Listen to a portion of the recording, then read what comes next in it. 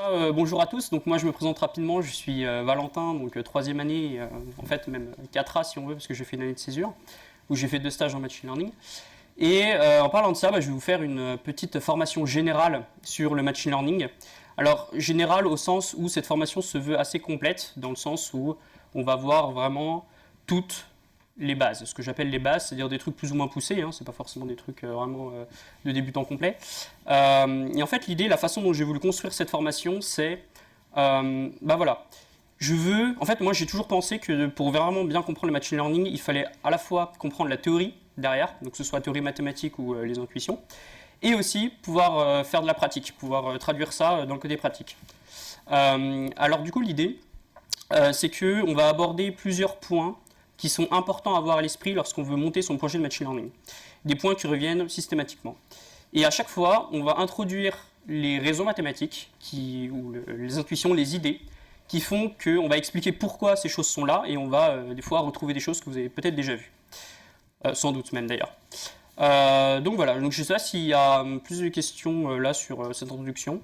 Donc voilà, j'ai un petit fil rouge sur, on va regarder les points un par un, dans l'ordre chronologique on va dire, pour monter son projet de machine learning. Petit sommaire, ça c'est pour ceux qui veulent, et je vous conseille d'ailleurs de récupérer ces slides à la fin de la formation pour pouvoir vous repérer.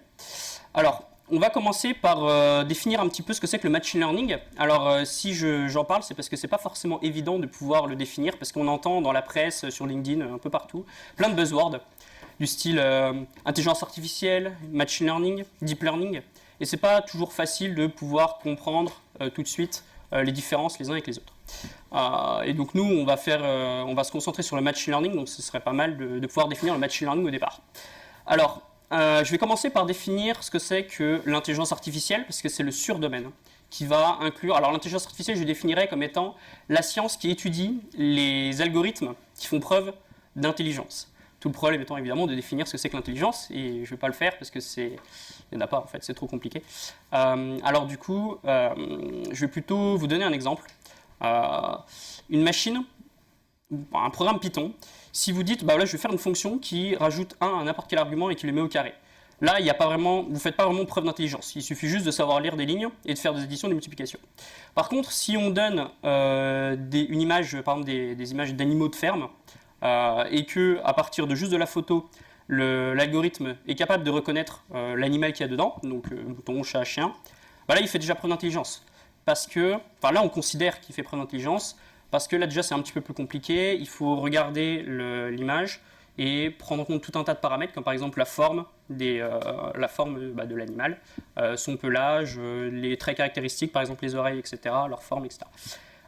Et donc là on va considérer qu'il fait déjà preuve d'intelligence, et donc cet algorithme-là en particulier fera partie de l'intelligence artificielle.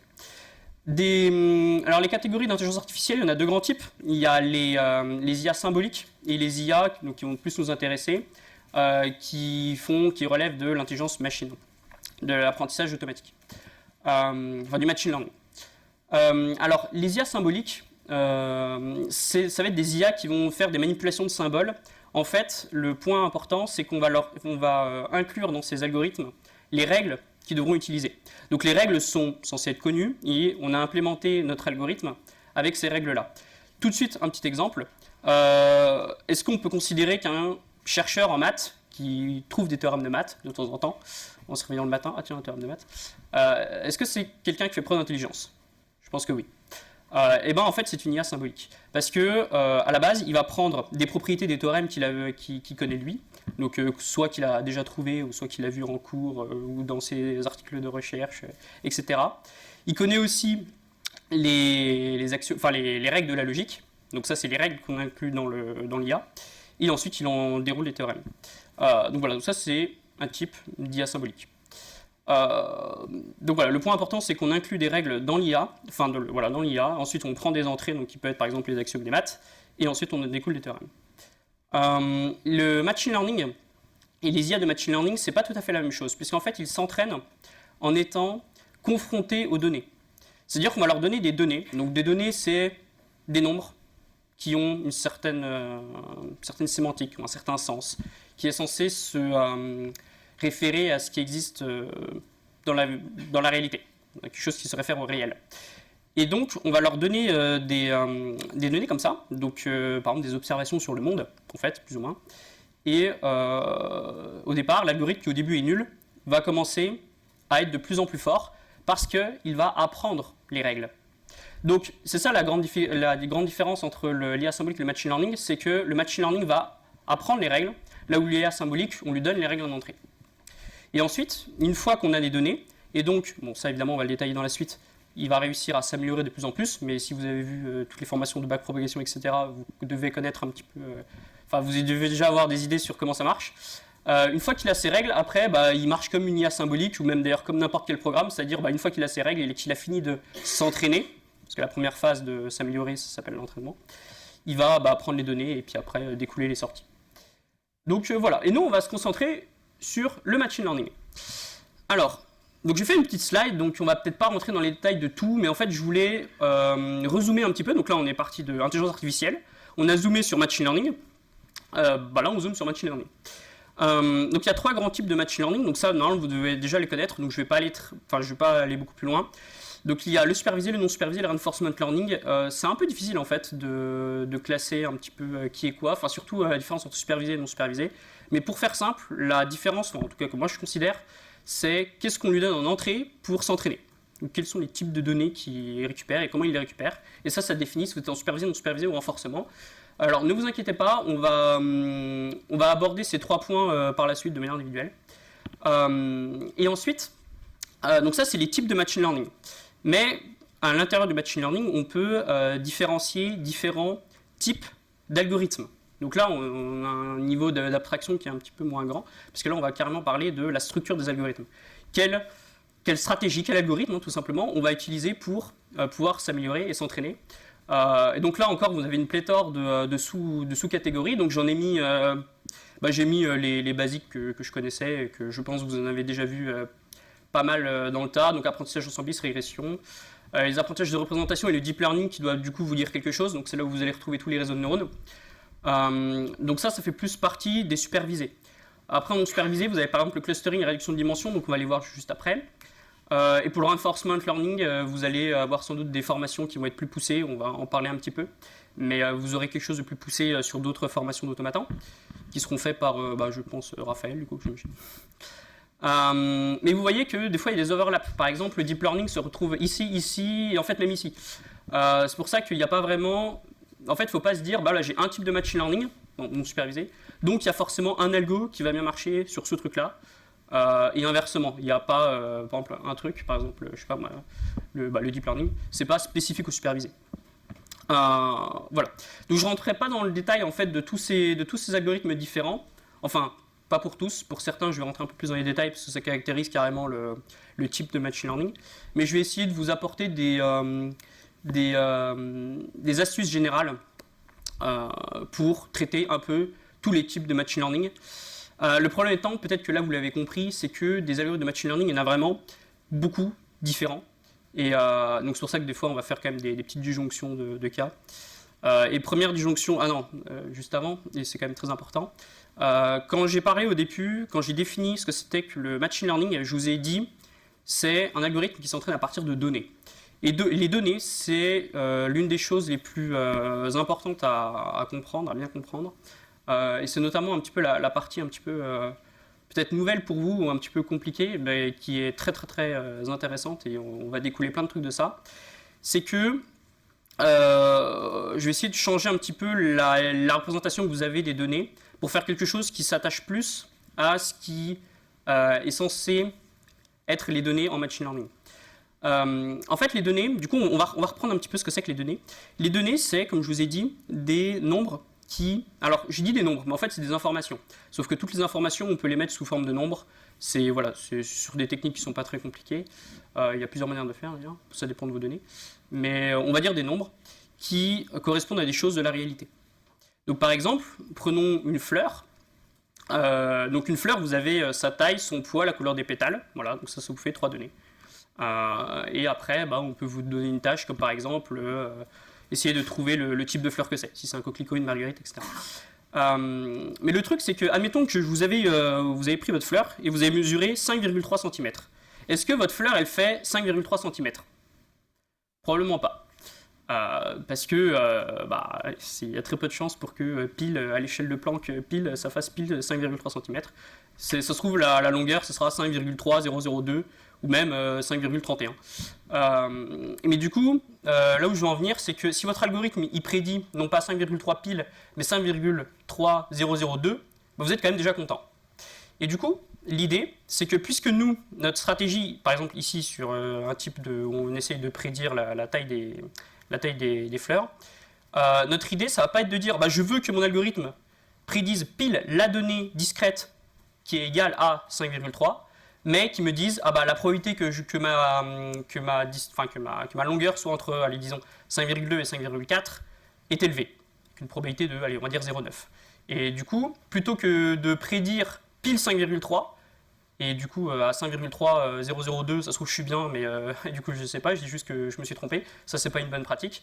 Nous, ce qu'on va plutôt essayer d'avoir, c'est par exemple une gaussienne centrée en 5,3.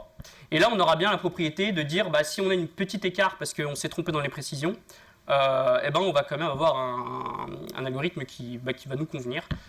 Et du coup, on va essayer d'avoir ce système-là. Donc ça c'est sur l'observabilité qui est incomplète, mais aussi la modélisation qui est incomplète. Votre algorithme il n'est pas infiniment puissant entre guillemets, donc forcément il ne peut pas non plus donner les données précises à chaque fois, donc d'où aussi une petite variation, pas seulement au niveau des mesures mais aussi au niveau du modèle. Bref, donc pour toutes ces raisons-là, on va arrêter de considérer, donc ça c'est important, on va arrêter de considérer les données comme étant des données discrètes, ponctuelles, des nombres fixés, mais on va les interpréter comme étant des variables aléatoires dont on a quelques samples. Dont on dit, là j'ai mesuré mon truc qui fait 5,3 cm, donc j'ai tiré un nombre qui suit une loi aléatoire, et c'était 5,3. Mais nous, ce qui nous intéresse, c'est les lois de probabilité. Donc maintenant, les données, c'est plus 5,3, c'est ça. Des lois de proba. Et vous allez voir qu'avec ce formalisme-là, on va en déduire plein de trucs vachement bien. Par contre, il ne faut pas être allergique au proba. Mais vous allez voir, il n'y a pas de truc très compliqué. Je pense que vous avez déjà vu des formations plus compliquées que ça. Mais là, c'est surtout qu'il y a des nouvelles idées qui ne sont pas forcément intuitives. Bon, alors, petite pause avant ça, on va parler un peu de non supervisé. Donc là, on va commencer un peu le listing non supervisé, reinforcement learning supervisé. Alors, pour le non supervisé, on reviendra du coup sur notre histoire de données juste après. L'idée du non supervisé, il y a beaucoup de choses, mais on va dire ce que j'appelle moi le non supervisé classique, c'est toujours, vous avez des données, plein de données, et vous voulez les représenter d'une autre manière, pour que ce soit plus simple à traiter, voire à analyser. Par exemple, vous avez des données, vous voulez les trier, ça c'est une possibilité, c'est ce qu'on appelle la représentation parcimonieuse, et vous pouvez aussi avoir, par exemple, vous avez plein de données qui correspondent vous avez plein de caractéristiques, qu'on appelle les features, mais donc ça vous fait des grosses matrices à traiter, mais vous vous dites, j'aimerais bien pouvoir essayer de réduire les dimensions. Un truc tout bête, vous avez des données dans un espace, dans R puissance 10, et vous voulez les afficher. C'est pas possible. Nous, dans un ordinateur, on peut juste afficher les trucs en 2D, voire en 3D. Bon, alors du coup, ce serait bien de pouvoir tout réduire à 3 dimensions, par exemple. Ou sinon, pour faire du traitement de machine learning, généralement, on aime bien que les données soient décorrélées. Donc si vous avez une features, donc une caractéristique qui est une caractéristique x1 au pif, et que votre deuxième caractéristique c'est 2 fois x1, elle ne va pas apporter beaucoup plus d'informations que x1 vous donnait déjà. Et du coup, ça risque de mettre des petits problèmes dans votre réseau de neurones parce qu'il va essayer d'analyser les deux trucs indépendamment, il va galérer un peu alors qu'en fait les deux c'est exactement la même chose, à un facteur 2 près. Donc c'est pour ça que ça peut être pas mal de supprimer les corrélations. Alors les deux idées que j'ai dites, les deux dernières, là, c'est-à-dire réduction de dimensions et suppression des corrélations, c'est assez lié. C'est-à-dire que si vous voulez supprimer les dimensions, généralement commencez par réduire les corrélations et supprimer les données corrélées, c'est une bonne idée. Et inversement, en supprimant les corrélations, vous pouvez être amené à supprimer des données qui sont redondantes et donc à diminuer la dimension. Donc c'est pour ça que j'ai mis un petit truc ici pour dire que ces deux idées-là sont assez reliées. Et scikit-learn, donc qui connaît pas scikit-learn? Ah ouais, ok. Alors scikit-learn, ça c'est un truc pas mal à apprendre. C'est une petite bibliothèque qui est sympa, qui a pas mal d'algorithmes, qui permet de faire à peu près tout, sauf du deep learning. Mais pour le non supervisé, c'est super. Vous avez déjà vraiment tout qui est déjà implémenté. Vous avez aussi plein de trucs annexes, par exemple des métriques, des trucs pour normaliser, des trucs pour splitter vos datas, etc. etc. Donc c'est pas trop mal. Si vous faites pas de deep learning, généralement c'est scikit-learn, ça va faire le taf. Si vous faites pas de reinforcement learning aussi, en fait. Bon, ça sert surtout pour le non supervisé, ok. Mais voilà, donc par exemple, ici, vous avez des données comme ça. Donc ce qu'on appelle, je crois, un blob, enfin bref, un truc comme ça, ovale. Donc qui est dimension 2. Et vous, votre tâche, c'est de réduire en dimension 1. Bon, c'est-à-dire, voilà, vous avez une donnée, vous avez un nombre, ça fait sur la droite réelle, vous tracez, voilà. Et l'idée, en fait, c'est de dire, en fait, vous voulez garder, en fait, quand vous voulez diminuer la dimension, ici, l'idée, ça va être d'essayer de garder l'information. Garder l'information, ça veut dire quoi? Ça veut dire que si à la base, vous avez 2 points qui sont éloignés, après avoir réduit en dimension, il faut que ça reste éloigné. Et inversement, si on a 2 points proches, il faudrait qu'après avoir réduit la dimension, les points restent proches. Du coup, vous pouvez faire ce qu'on appelle du coup le PCA, donc je ne vais pas rentrer dans les détails, c'est un truc que peut-être que vous avez déjà vu, sinon vous verrez plus tard. Ça permet en fait de déterminer que en fait on peut projeter sur une droite et la meilleure droite possible, c'est genre celle-là. Parce qu'une fois que vous avez projeté vos données, 2 données loin restent loin et 2 données près, bon, celle-là voilà, reste assez près. Donc voilà, donc le PCA est un algorithme de réduction de dimension. Et sinon, au tout départ, je vous ai parlé aussi de l'idée de classifier. Alors classifier, c'est une autre idée. C'est, voilà, j'ai plein de données et je vais les classer en plusieurs groupes. Donc par exemple, par proximité. J'ai un petit groupe de données à un endroit et un petit groupe de données à un autre endroit. Et je peux décider de faire deux classes. Donc ça, c'est ce qu'on appelle la représentation parcimonieuse. Parce que, bon, ça c'est juste purement informatique, mais c'est parce que quand vous représentez vos données, vous pouvez dire, vous avez un certain nombre de clusters. Donc les clusters, c'est justement les groupes dans lesquels vous classez. Soit il appartient au cluster, dans ce cas-là vous mettez un petit 1, soit il appartient pas au cluster, vous mettez un petit 0. Du coup, au départ, vous avez des données qui sont dans un espace continu, et à la fin, vous avez que des 0 et des 1. Donc 2 avantages. Le premier, c'est que ça fait une réduction de place, parce que au début, vous étiez sur, je sais pas, 32 bits, après vous êtes sur juste des nombres, 0, 1. Et deuxième truc très important, c'est que vous pouvez traiter des données appartenant à un même cluster de la même façon. Par exemple, vous avez 10 000 données, vous les classez en 8 clusters, après, c'est comme si vous n'avez plus que 8 données en fait, si vous voulez traiter les données de manière, de la même manière en fonction de son cluster. Donc ça pourrait être de faire des simplifications.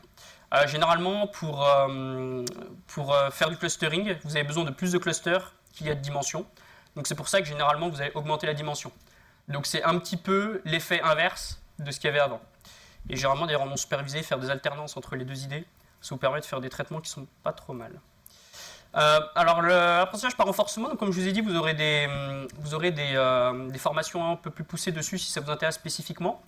En fait, l'idée là, c'est que vous avez un... Bon, vous reviendrez plus tard à ça, donc je vais vraiment vous présenter rapidement. Vous avez en fait un agent, donc on appelle un agent, en fait c'est votre IA, quoi. Elle va faire des sorties qui vont correspondre à des actions. Et en fait, l'environnement, donc c'est un programme informatique par exemple, il va prendre cette action, il va vous renvoyer une observation et une récompense, qui seront les prochaines entrées de votre IA, et après, en sortie, elle va faire sa prochaine action, etc.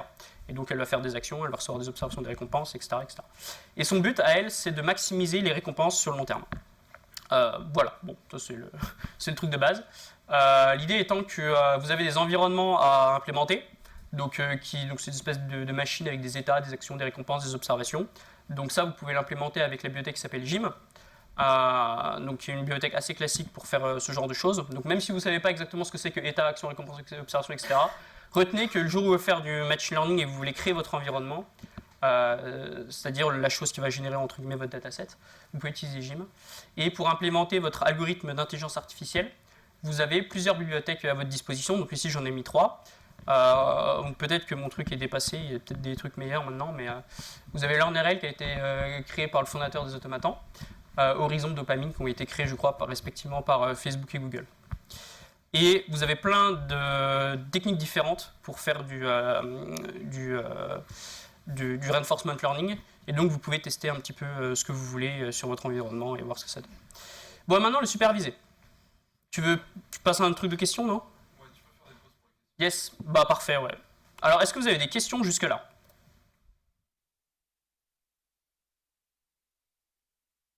Non? Très bien. Parfait. Peut-être qu'il y en aura un peu sur la partie supervisée, par contre. Ok, donc supervisé. Bon, alors maintenant, non supervisé, je vous ai déjà présenté deux trucs. Bon, on va pas dire qu'on a fait le tour du non supervisé, mais juste avec les deux idées là, c'est-à-dire les algos de réduction de dimension et les algos de clustering, on a fait déjà une grosse partie. On va pas se cacher, dans non supervisé, il n'y a pas une théorie de dingue. L'ERL, il y a pas mal de théories, mais comme j'ai dit, c'est pas trop enfin, ça nécessiterait des formations plus poussées.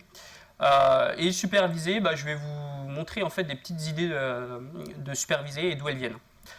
Donc ici, on va revenir un petit peu avec nos données là, et nos variables aléatoires. Alors, le supervisé, typiquement, vos données, donc c'est-à-dire toutes les informations que vous pouvez avoir qui correspondent au monde, à la vie réelle, peuvent être classées en deux catégories différentes et qui ont un rôle différent lors de l'entraînement de votre algorithme. C'est les entrées et les labels. Ça, normalement, vous devez déjà le savoir. Mais juste pour reprendre mon image là avec ma fleur, si le but c'est à partir du poids, de la couleur et puis des pétales et puis de la taille, vous devez trouver le type de fleur que c'est. Bah ici vos entrées, du coup donc une ligne là ça va correspondre à une fleur. Vous aurez trois valeurs pour la taille, la couleur et puis le poids. Et en label, par exemple, vous avez le type de fleur que c'est. Et vous, le but, c'est de trouver le type de fleur que c'est. Sauf que, si vous vous rappelez bien, le but, c'est pas seulement de trouver le type de fleur que c'est, mais c'est de trouver la loi de distribution pour savoir, par exemple, quelle est la probabilité que ce soit une marguerite, quelle est la probabilité que ce soit un coquelicot, etc. Et ceci pour tous les labels. Mais on reviendra là-dessus. En fait, on va revenir, mais pas plus tard que maintenant. Donc les labels, je vous ai dit, c'est pas des données brutes, c'est envisagé comme étant des variables aléatoires. Et le but de votre réseau de neurones, c'est de retrouver ceci. Donc, vous allez prendre une entrée. Votre Y, bah, vous aurez un Y qui correspond, donc un label qui correspond. Et le but, c'est de retrouver sa loi de densité. Est-ce que vous pensez qu'un algorithme de machine learning peut facilement, la question pas du tout biaisée, peut facilement prédire une fonction entière sur toute R? Par exemple, si vous faites de la régression, vous aurez une fonction, vous aurez une loi de densité sur toute R. Non. Alors du coup, donc non, la réponse c'était non, je vous ai pas interrogé, mais je pense que vous avez tous à l'idée que c'était non. Du coup, en fait, ce qu'on va faire, c'est qu'on va considérer une famille de lois. On appelle ça une famille de lois paramétriques. Bon. Par exemple, toutes les gaussiennes. Voilà, les gaussiennes, donc c'est des familles de lois. Et paramétriques parce que il y a des petits paramètres dedans, et quand vous fixez vos paramètres, bah, vous avez votre loi. Donc par exemple, les gaussiennes, si vous avez la moyenne et la variance, bah, vous avez la gaussienne qui correspond. Donc les types de familles paramétriques, ça peut être par exemple, alors on va généralement pas prendre vraiment toutes les gaussiennes, mais par exemple on peut prendre les gaussiennes réduites, c'est-à-dire de variance unitaire, et de moyenne à estimer. On peut prendre aussi les gaussiennes centrées de variance à estimer. Pardon, ici du coup la moyenne à estimer, et ici la variance à estimer. On peut aussi prendre les lois binomiales, les lois, on appelle lois catégorielles, lois exponentielles, etc. Enfin bref, voilà, c'est des lois que vous connaissez, donc on peut prendre ces lois-là. Et pour chaque loi, on va s'intéresser spécifiquement aux paramètres. Et par exemple, ici, sur la première, là, comme j'ai dit que la variance est égale à 1, c'est pas un paramètre. Par contre, ici, le mu, c'est un paramètre. Et ces paramètres-là, ça va être en fait la sortie de notre réseau de neurones, tout simplement. Parce que si vous considérez, par exemple, la loi paramétrique ici, de moyenne à estimer et de variance 1, et que, en sortie de votre réseau de neurones, à partir d'une entrée xi, vous prédisez mu de xi, eh ben, vous avez réussi à faire ce que vous vouliez faire, c'est-à-dire prédire la loi de votre Y. Et donc ici, en l'occurrence, ce sera la loi de moyenne votre sortie et de variance 1. Alors évidemment, ça c'est un peu arbitraire. Les YI dans la vraie vie, ils suivent des lois. En fait, c'est même pas des lois. En fait, c'est l'univers qui vous donne des labels. Et du coup, ce serait un petit peu présomptueux de penser que votre famille de lois là inclut la vraie loi, si tant est que ça existe, de Y. Mais c'est pas grave, parce que votre but à vous, c'est de dire, en fait, c'est essayer de trouver parmi toutes ces familles de lois la loi qui correspond le plus, en tout cas dans laquelle ce serait le plus cohérent de dire que vos labels suivent cette loi. Je vais faire une petite phase de questions ici. Je sais que j'ai fait juste 2 slides, mais comme c'est le truc le plus important de la formation, du coup j'en profite si vous avez des questions à partir de là. Est-ce que c'est assez clair? Votre but c'est de trouver la loi parmi la famille de lois dans laquelle c'est plus cohérent que YI suive cette loi, et donc en sortie des réseaux de neurones, vous allez prédire les paramètres. Alors je sais que pour vous c'est un peu bizarre, c'est de quoi il me parle là, parce que depuis le début vous vous dites, je pense que vous vous dites, bah voilà, moi j'ai des données, XI, le label c'est Y, et je veux que le réseau de neurones prédise Y. Eh ben en fait non. Voilà, c'est la grosse nouveauté sur cette formation. En fait, il y a des raisons, et on va voir qu'en fait on va retomber sur plein de trucs que vous connaissez, mais qu'on n'aurait pas retrouvé si on n'avait pas considéré en fait les choses comme étant des variables aléatoires. Et ce paradigme-là, c'est-à-dire je prédis les paramètres. Mais d'ailleurs, remarquez que si vous avez un Y qui est égal à 5 et que vous choisissez cette famille paramétrique, et ben le mu qui correspond le mieux à votre loi, enfin le mu qui serait entre guillemets optimal pour cette juste unique valeur de 5, c'est justement mu égale 5. Parce que c'est celle où, parce que la loi centrée en 5, c'est celle où 5 est le plus probable, entre guillemets. Bon, même si la probabilité de tomber pile sur 5 est 0, mais on va dire sur un petit intervalle autour de 5.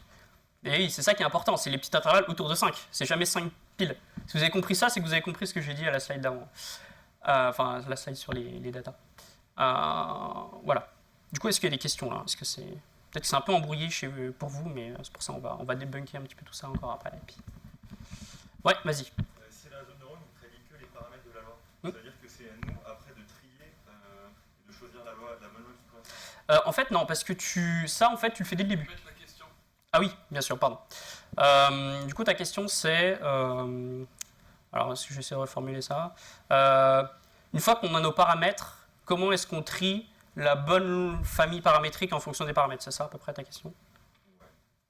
Si tu veux reformuler, je peux... Non, c'est Ok. Donc, c'était ça. Et je le fais aussi pour la caméra. En fait, fixer la famille de lois, tu le fais au tout début. En fait, même avant de commencer à coder ton réseau, tu dois déjà avoir l'idée de la famille de lois que tu vas utiliser. Et je vais expliquer sur une slide qui va être un petit peu après, parce que ça arrive un petit peu après dans la chronologie, quel type de loi, laquelle il faut choisir en fait. Quel type de famille paramétrique tu vas choisir. Et bon, spoiler alert, ça va dépendre de ta tâche. Cette tâche, c'est de trouver la taille de la fleur. Tu vas plutôt partir sur des lois normales. Si ton but c'est de classifier pour savoir si c'est une tulipe ou une marguerite, tu vas plutôt utiliser des lois de Bernoulli, ou catégorie. Vous allez voir, ça va être assez logique qu'on va le faire. Donc voilà, donc dans l'ordre, hein, c'est d'abord je fixe ça. Bon, une fois que j'ai fixé, après j'oublie tout le reste, hein, ça n'existe plus. Et après, c'est pareil. Là, je fais que un truc. Ah, c'est peut-être ça qui n'était pas clair. Je prédis que un truc. Si je suis là-dessus, je prédis que ça. Là, c'est juste parce que je voulais donner plusieurs exemples pour plusieurs lois, mais ouais, c'est ça que. Merci. Ok. Est-ce qu'il y a une autre question? Parce qu'on verra que ça ne fait pas vraiment sens de prédire des probabilités quand au final votre truc c'est une loi normale. C'est bon? Ah pardon, vas-y, ouais. La sortie la plus proche à la loi, qui aura la figure la plus proche de label, c'est ça? Alors ta question c'est de savoir est-ce qu'on va prédire le paramètre pour que la loi soit la plus proche du label? Enfin, non, qu'il soit la plus proche du label, tout simplement. Genre le paramètre qui soit le plus proche du label. Alors, toi, ta question, c'est est-ce qu'on va essayer de trouver le paramètre pour que la loi soit plus proche du label? Alors, bon, une loi plus proche d'un label, c'est un peu bizarre. Je pense que ce que tu veux dire, c'est la loi pour que la densité en haut le label soit le maximum possible. Slide d'après. Peut-être pas directement, mais... juste avant, du coup, de parler de ça, je vais essayer, parce qu'en fait, toutes ces questions-là, c'est relié à ce qu'on appelle la fonction de perte. Et vous allez voir qu'après, une fois qu'on aura compris, enfin que vous aurez compris de manière profonde à quoi servait exactement une fonction de perte, vous allez voir que vous allez retrouver des fonctions de perte que vous connaissez. Voilà, que ça va vous paraître naturel. Donc déjà, petit récap. Donc vous avez votre entrée X. Vous prédisez, donc par exemple ici, je me place dans le cas où je suis sur une loi paramétrique de moyenne à estimer et de variance constante, unitaire. Ici, mon modèle, du coup, il va me donner en sortie mu. Donc qui va dépendre de x, et aussi des θ. Alors je ne les ai pas encore introduits, les θ, ce qu'on appelle les paramètres, les poids, mais ça vous savez déjà ce que c'est. En gros, l'idée, c'est des nombres internes qui sont dans notre fonction et qui vont se mettre à jour avec la backpropagation. Et l'idée, c'est que pour faire une sortie, un réseau de neurones, il va prendre x, donc les entrées, donc un xi par exemple, ou plusieurs xi, s'il fait en batch, il va prendre les θ et il va faire les calculs entre les xi et les θ et il va sortir les sorties. Et après, voilà, les θ vont être changés de façon à ce que l'algorithme s'améliore de plus en plus. Alors, comment il s'améliore exactement? Eh ben, c'est ici que la fonction de perte va être intéressante. Donc, une fois que vous allez être mu de x, j'aurais pu aussi dire mu de x et de θ, du coup, parce que x, enfin, mu, la sortie dépend de x et aussi de θ.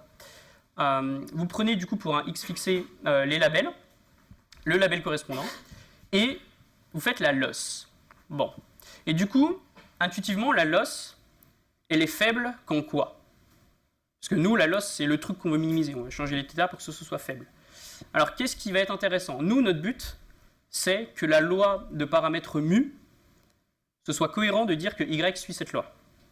Du coup, ce truc-là, il doit être petit quand c'est cohérent que y suit la loi centrée en mu. Enfin, ouais, de moyenne mu. Bon.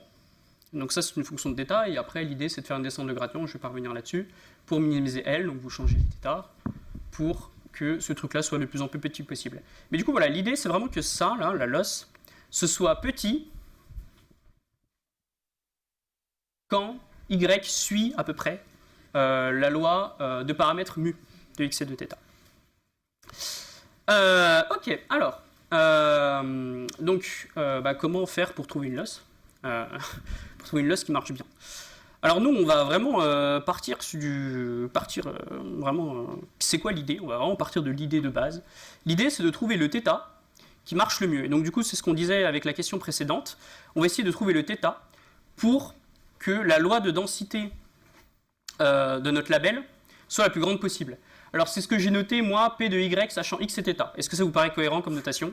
Vous avez un x et un θ, du coup vous avez votre modèle, donc vous avez un modèle précis, qui vous sort une moyenne précise, mu.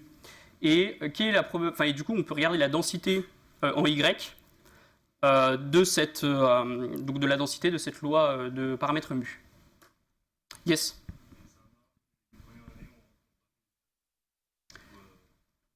Ouais, ok. Ok, du coup, vous connaissez peut-être pas la densité, alors. Si vous connaissez la densité, je pense que vous pouvez tout suivre. Est-ce qu'il y en a qui veulent qu'on revienne sur les densités? Ok, alors les densités, en fait, c'est pas très compliqué. C'est des fonctions. Et pour connaître la probabilité, donc par exemple des fonctions sur R, hein, il y a une fonction.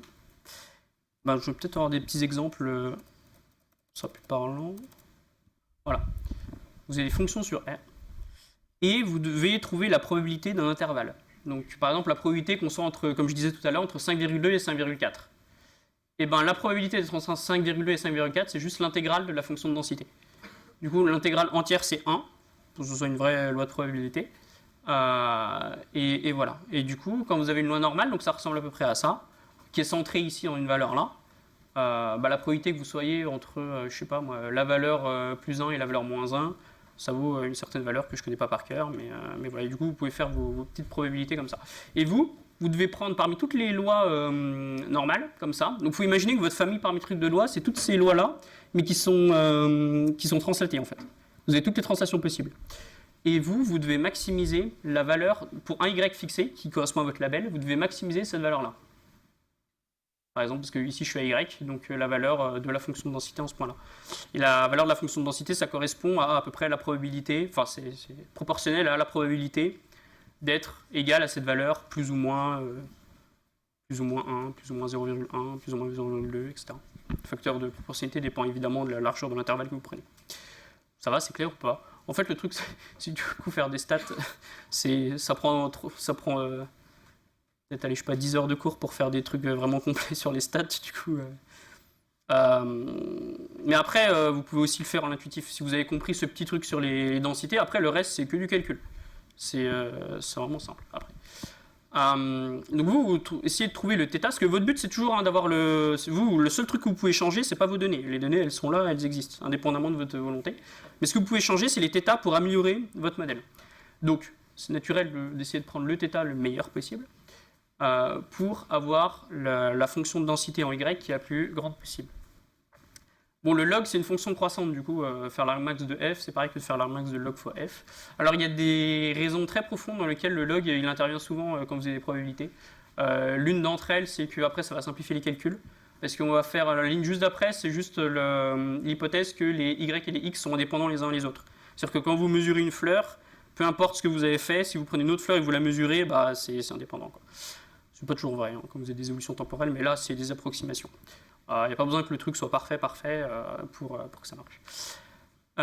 Ouais, il y a pas mal d'empirique, hein, dans le machine learning, mais après, même si vous avez des corrélations, des trucs comme ça, ça va marcher quand même. Enfin, c'est négligeable par rapport à ce que vous minimisez. Ok, du coup, le probabilité, là, c'est le produit des probabilités en XI. Du coup, ça fait la somme des logs des probabilités. Hein, le log transforme le produit en somme. Et voilà. Et ensuite, là, je vais réutiliser l'expression de la densité pour les lois normales, hein, parce que je rappelle que moi, je suis loi normale de paramètre mu et de variance 1. Donc voilà. Donc du coup, je vous ai jamais vu les lois de densité. Peut-être que vous avez jamais vu cette formule, mais du coup, je pense que si quand même.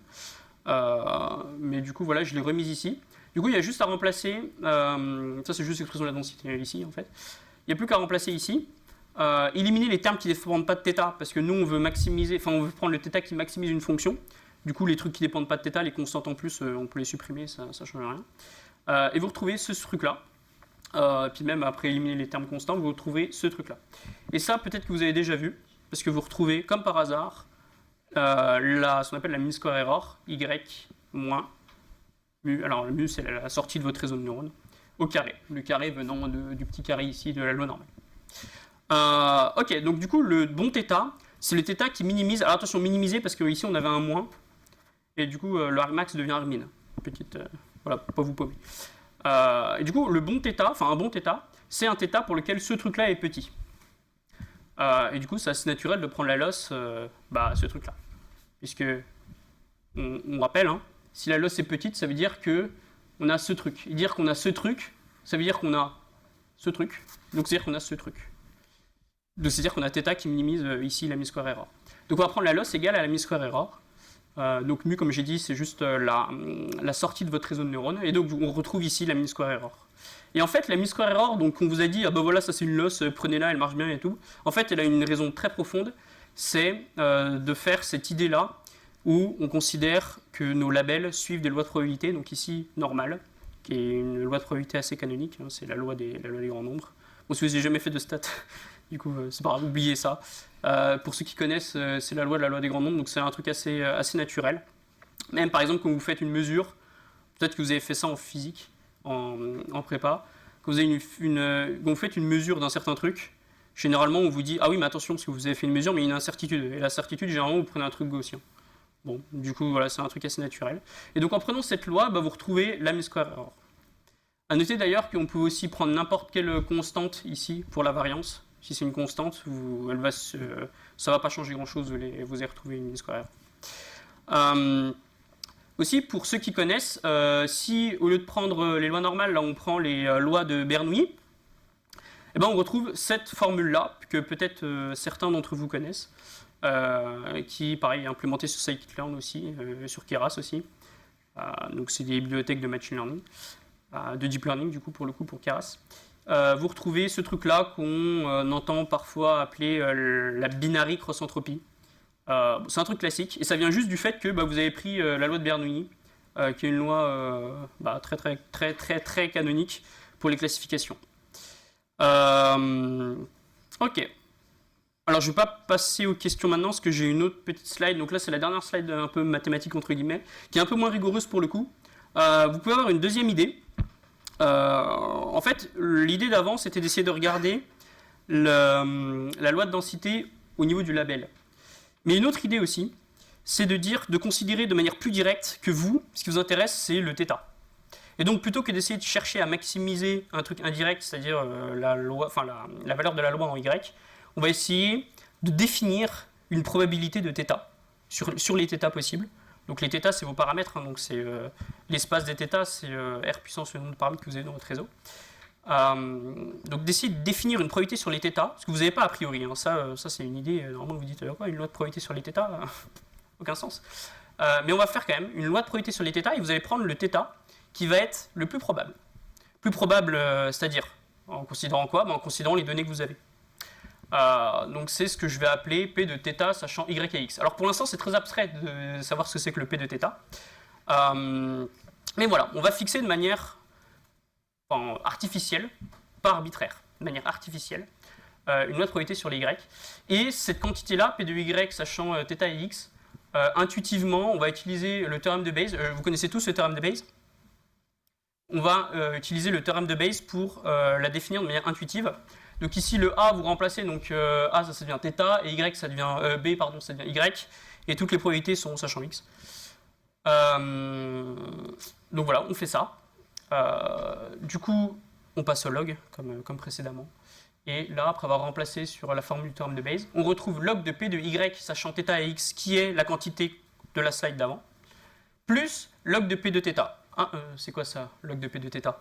Alors, P de θ, alors déjà, on a construit un truc un peu arbitraire, enfin un peu artificiel, pardon, une probabilité de θ sachant des données, ok, mais on voit à peu près à quoi ça correspond. Par contre, P de θ tout court, c'est quoi? C'est la probabilité des θ sans avoir aucune information, aucune donnée. Bon, est-ce qu'il y a des θ qui sont plus probables que d'autres a priori? Est-ce que, alors les θ, je vous rappelle, hein, c'est les nombres qu'il y a dans votre réseau de neurones. Alors imaginez un réseau de neurones avec des poids, dedans ça vaut 1 milliard. Tous les poids valent plus ou moins 1 milliard. Imaginez maintenant un autre réseau de neurones où tous les poids sont entre 0 et 1 de manière uniforme. Lequel est le plus probable? En fait, on va utiliser une idée qui s'appelle le rasoir d'Occam. Et donc il y a un mathématicien qui... il y a même plusieurs mathématiciens qui ont montré qu'il y avait une loi a priori qui était la plus performante que tous les autres. En fait, c'est la traduction du rasoir d'Occam. Le rasoir d'Occam, ça traduit le fait que plus une théorie est compliquée, plus vous mettez d'hypothèses et de trucs compliqués pour définir ce que c'est que, je sais pas, la gravité par exemple, moins il y a de chances que votre explication soit bonne. Si par contre votre explication c'est un truc tout bête du style ah bah les forces c'est moins g fois produit des masses divisé par distance au carré, là vous avez plus de chances d'être dans le vrai. Voilà, c'est juste ça. Et ici, nous en machine learning, un modèle est compliqué lorsque les θ sont très grands. Parce que quand vous avez des θ qui sont très grands, donc c'est ce qu'on appelle l'overfitting, on verra ça plus tard, mais c'est-à-dire que vous faites des trucs très compliqués. Vous allez mixer 1 million de fois un paramètre plus 2 millions de fois lui, moins 3 milliards de lui, etc. Donc ça va faire des trucs très compliqués qui vont peut-être se compenser à la fin pour faire des résultats qui ne soient pas exponentiellement très élevés. Mais ça fait qu'à la fin, votre modèle il va être peu performant parce qu'il va avoir peu probablement capté les informations vraiment essentielles qui sont plus subtiles. Et c'est pour ça que, a priori, les θ, ils sont pas tous égaux. On va pas dire, ah bah je prends un réseau de neurones, mes θ c'est au pif, genre ça peut prendre moins 2 millions, moins 3000, de toute façon on peut même pas initialiser un nombre de manière uniforme sur toute R, c'est pas possible.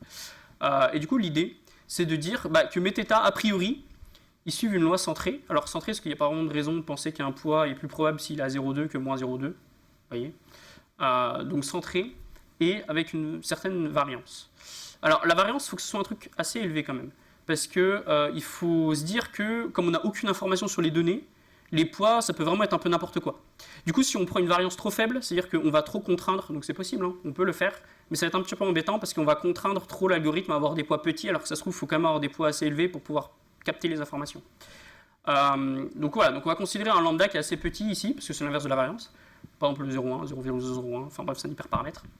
Et quand vous injectez la petite formule là, hop, ici, là, en considérant une moyenne nulle, et puis avec ici le 1 sur lambda, vous obtenez, après élimination des constantes qui ne servent à rien, juste lambda fois la norme de θ au carré. Et boum, vous retombez un terme peut-être que vous avez déjà vu. Je ne sais pas si vous l'avez déjà vu. Ouais. Alors voilà, donc pour ceux qui n'ont jamais vu ce truc, alors pour ceux qui ont vu ce truc là, vous dites ah mais ça vient de là. Alors pour ceux qui n'ont jamais vu ce truc là, c'est juste, j'ai considéré le rasoir d'Occam, c'est-à-dire j'ai juste considéré qu'il y a des poids qui sont, que les poids très très élevés sont très peu probables. Et donc ça, c'est ce qu'on appelle un terme de régularisation. Et souvent quand vous apprenez le machine learning, on vous dit ah bah attention, votre réseau il va peut-être overfitter. Alors on vous explique rapidement ce que c'est l'overfitting, puis on vous dit du coup rajoutez ça, et du coup ça va faire que les poids sont plus petits et ça va moins overfitter. Ok, mais pourquoi lambda fois norme de θ au carré et pourquoi pas lambda fois norme de θ au cube? Donc c'est vrai que ça pénalise quand même, parce que si vous mettez ça dans votre fonction de perte, et que vous voulez diminuer la fonction de perte, c'est vrai qu'il faut diminuer le poids des θ, enfin la norme des θ, donc ça va faire ce que vous voulez. Mais pourquoi cette formule de lambda fois θ au carré? En fait, ça vient de là, en fait. Ça vient de la loi normale, qui est encore une fois une loi assez canonique.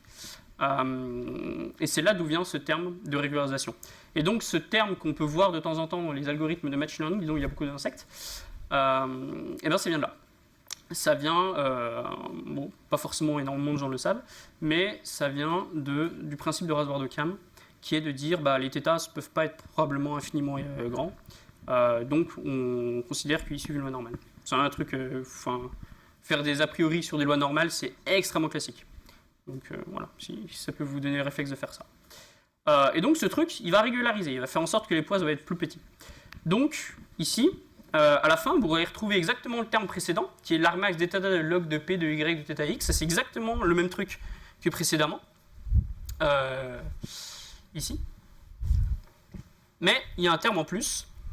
Et du coup, c'est un petit peu plus smart, cette formule, parce qu'elle prend en compte en plus le fait que les θ ne soient pas tous équiprobables a priori.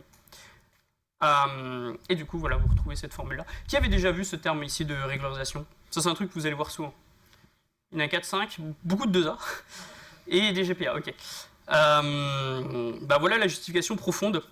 Du coup, félicitations, vous êtes, je pense qu'il n'y a pas beaucoup de gens dans le monde qui ont vu la justification profonde de ce truc-là la première fois qu'ils l'ont vu. Félicitations.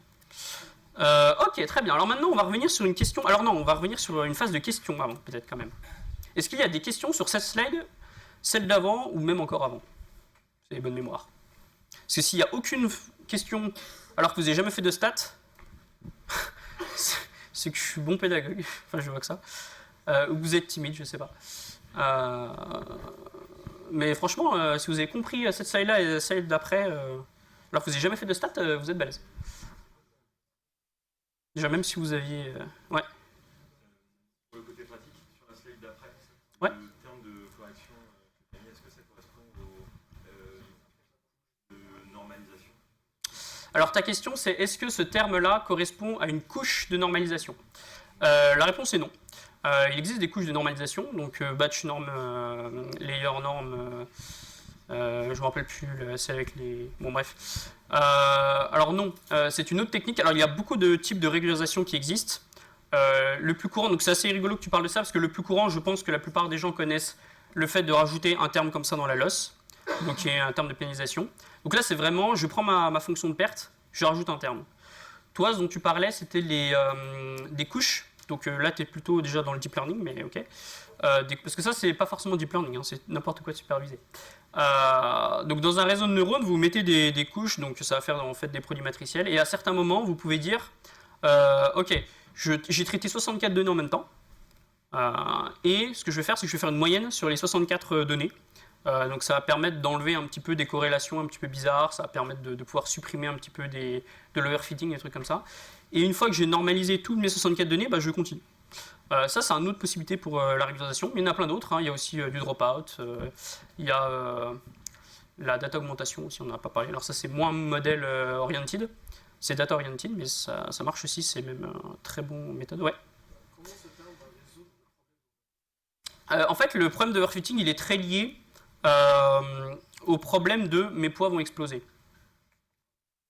Mes poids vont exploser, et ça réduit les poids. Ça. Si tu veux faire une backpropagation là-dedans, tu vas avoir un terme en lambda fois θ.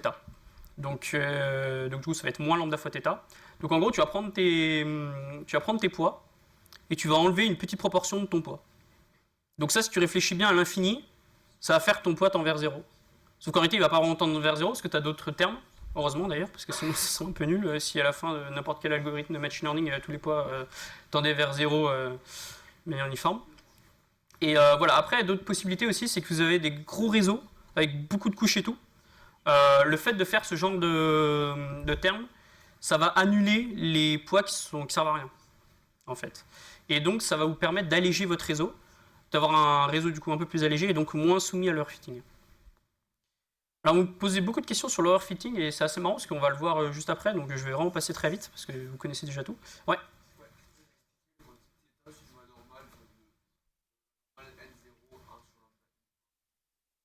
Alors ta question c'est d'où ça sort, ce truc.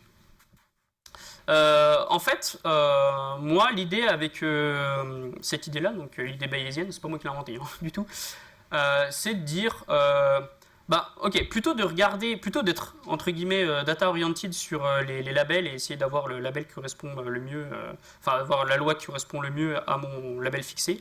Je vais essayer de créer artificiellement une probabilité sur les θ que je peux faire de manière assez simple avec la loi de Bayes, mais pour faire ça, bayésianisme obligatoire, avant de faire quoi que ce soit, il faut toujours poser une loi a priori sur les θ. Ok. D'où du coup la motivation d'avoir besoin de dire que θ a priori, c'est-à-dire sans connaître les données, parce que c'est le terme qui est là en fait, ce truc-là vous pouvez pas l'enlever. Il faut qu'il suit quelque chose. Bon, et maintenant, ta question plus précisément, c'était pourquoi cette loi-là? En fait, l'idée c'est de dire que tu veux borner les θ. C'est-à-dire que tu veux pas, tu veux dire que c'est très peu probable que le θ en norme il dépasse 10 millions, admettons. Alors comment on fait ça? Alors il y a plusieurs possibilités de faire. Vous pouvez dire je prends la loi uniforme sur tous mes θ, enfin sur une espèce de boule de rayon 10 millions, et je prends la loi uniforme là-dedans et 0 partout ailleurs. Du coup ça marche. Les θ de moyenne très élevée sont peu... Mais c'est beaucoup plus naturel de faire des trucs continus. Et si vous voulez, la version continue de je prends une boule et je dis que c'est uniforme au milieu et 0 ailleurs, c'est de prendre une loi normale. Et alors, bon, je l'ai dit rapidement parce que je ne vais pas faire la démo parce que je ne la connais pas du tout, mais il y a des mathématiciens qui ont vu que mettre en priori des lois normales, quand votre intuition c'est de dire que si vous mettez votre variable aléatoire qui est trop grande, vous allez avoir une théorie trop compliquée, et la meilleure loi, c'est la loi normale. Enfin, c'est un truc proportionnel à l'exponentielle de moins la norme, mais c'est ce que fait la loi normale. Exponentielle de moins la norme. Au carré.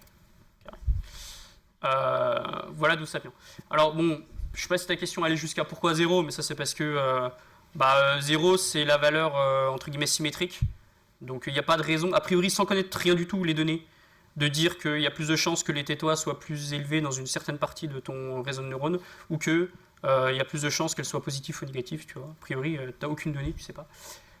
Et le fait de mettre une grande variance, ça traduit le fait que justement, en tant que loi a priori, sans avoir aucune connaissance de l'univers, tu veux un truc un peu uniforme, surtout près de 0. Donc tu mets une grosse variance.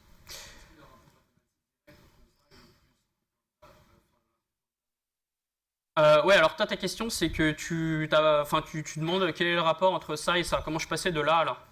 La loi normale centrée en 0 et de moyenne 1 sur lambda fois i. Non, petite phase de... si vous prenez la densité, tu remplaces ici la moyenne par 0 et puis tu mets le terme tu mets la variance ici au dénominateur et tu retrouves, après passage au log, ce truc-là. Tu vois ici θ moins mu, donc 0 du coup, est divisé par 1 sur lambda, donc le lambda repasse au-dessus. Et le reste, c'est que des constantes par rapport à θ. Ok. Est-ce qu'il y a d'autres questions? Est-ce qu'on a fini la partie mathématique? Et est-ce qu'on passe à des trucs un petit peu plus pratiques? Quelle heure? Ouais. Ok, bon c'est très bien. Alors du coup, on repasse sur une question qu'il y a eu tout à l'heure. Comment on choisit la loi de probabilité? Pour choisir la loi de probabilité, donc c'est la famille de lois paramétriques, vous regardez votre type de votre tâche, le type de tâche. Est-ce que votre tâche, c'est de prédire un truc continu, par exemple la taille d'une fleur? Bon. Donc ça, c'est ce qu'on appelle la régression. Et pour la régression, le truc typique, ultra typique, c'est celle que j'ai pris en exemple depuis le début, c'est-à-dire les lois de moyenne mu et de variance unitaire. Et on en déduit après la mean square error, comme on l'a vu tout à l'heure. Il y a d'autres possibilités. Si par exemple, vous prenez, si en même temps vous avez un modèle d'une certaine caractéristique et vous savez qu'en moyenne ça vaut 0, mais que vous voulez regarder pour certaines features, est-ce que le modèle il est bon ou pas, donc vous regardez la variance du coup à ce moment-là. Donc ça peut être intéressant de prendre une loi normale centrée de variance à estimer, ou d'écart type à estimer. Voilà, sinon, là j'ai mis vraiment pour l'exemple les lois exponentielles. Si jamais vous avez des événements temporels sans mémoire, j'ai jamais vu ça, mais vous pouvez imaginer. En fait, plus vous avez d'intuition sur votre tâche de machine learning, plus vous pouvez tomber dans un cas dans lequel ce truc-là, c'est pas le plus optimal. Donc, ce cas-là, vous êtes super content parce que vous prenez un truc et ça marche mieux que les trucs avec les mean square error. Donc là, vous dites, ah yes, j'ai compris des trucs. J'ai compris les maths. Si par contre, vous faites de la classification, donc prédire le type de fleur, ici, le truc de base, ça va être les lois de Bernoulli.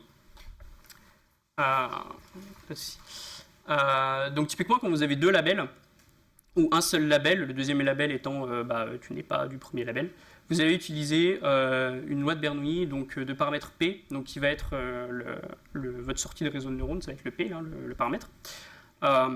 Et par exemple, ça va correspondre à la probabilité que ton image soit un chien. Moi je dis ok 0,8. Le réseau de neurones dit 0,8, c'est-à-dire qu'il estime à 80% de chance la probabilité que vous avez un chien. Donc si par exemple il devait faire des prédictions, vous lui donnez 10 000 fois la même image de chien, 80% du temps il va vous dire un chien et 20% un chat par exemple, juste pour pouvoir être à peu près pour pouvoir se tromper le moins possible, il va faire par rapport à ce qu'il pense. Donc la loi catégorielle, c'est quand vous avez plusieurs labels, donc par exemple les animaux de la ferme, ça peut être un chat, un chien, un cheval, un mouton. Dans ce cas-là, vous avez une probabilité pour chaque label, la somme des probabilités valant 1, et du coup vous allez estimer toutes ces probabilités, une par une. Et vous allez utiliser une loi catégorielle. Vous pouvez aussi faire des mélanges de lois, donc je ne vais pas aller beaucoup plus loin que dire que vous pouvez faire d'autres trucs encore, que ces trucs-là. À noter que c'est pas toujours possible. C'est pas toujours facile d'intuiter des familles paramétriques de lois, mais dans le cadre de cette formation, on va considérer que c'est le cas. Sinon, il y a d'autres idées qui peuvent venir, mais qui dépassent, du coup, comme je dis, le cadre de cette formation, comme par exemple la théorie de l'information qui vous donne des outils pour faire des trucs plus compliqués. Pour ceux qui veulent faire des GAN, ils auront besoin de faire de la théorie de l'information. Un petit aparté deep learning, parce que ça c'est une question qui revient assez souvent. Quelle fonction de sortie mettre dans votre réseau de neurones? Alors ça c'est important, ça peut paraître du détail, mais c'est super important parce que si vous devez prédire la taille d'une fleur et que vous, en sortie de réseau de neurones, vous mettez une fonction qui envoie R sur 0,1 par exemple. Et bien là, c'est-à-dire que vous pouvez juste prédire des tailles entre 0 et 1, ce qui n'est pas du tout pratique. Et donc même si votre réseau de neurones est super complexe avec plein de couches et tout, en fait vous gâchez tout juste en mettant une mauvaise fonction de sortie à la fin. Parce que le réseau, malheureusement, il n'est pas assez performant en fait. Il n'arrive pas à choper le 5,3 parce que vous l'empêchez de récupérer le 5,3. Alors ça se trouve, il va avoir énormément de features, énormément de poids, énormément de couches, mais il va être pourri parce que vous êtes juste trompé sur ce truc à la fin. Alors du coup, moi, mon conseil pour savoir quelle fonction d'activation choisir, c'est tout simplement de regarder la range de valeurs possibles pour votre sortie. Cas typique, en régression, vous devez prédire un truc continu. Alors, attendez juste 2 secondes que je ferme ça. Vous devez prédire un truc continu. Dans ce cas-là, les sorties, les valeurs sont entre moins l'infini et plus l'infini.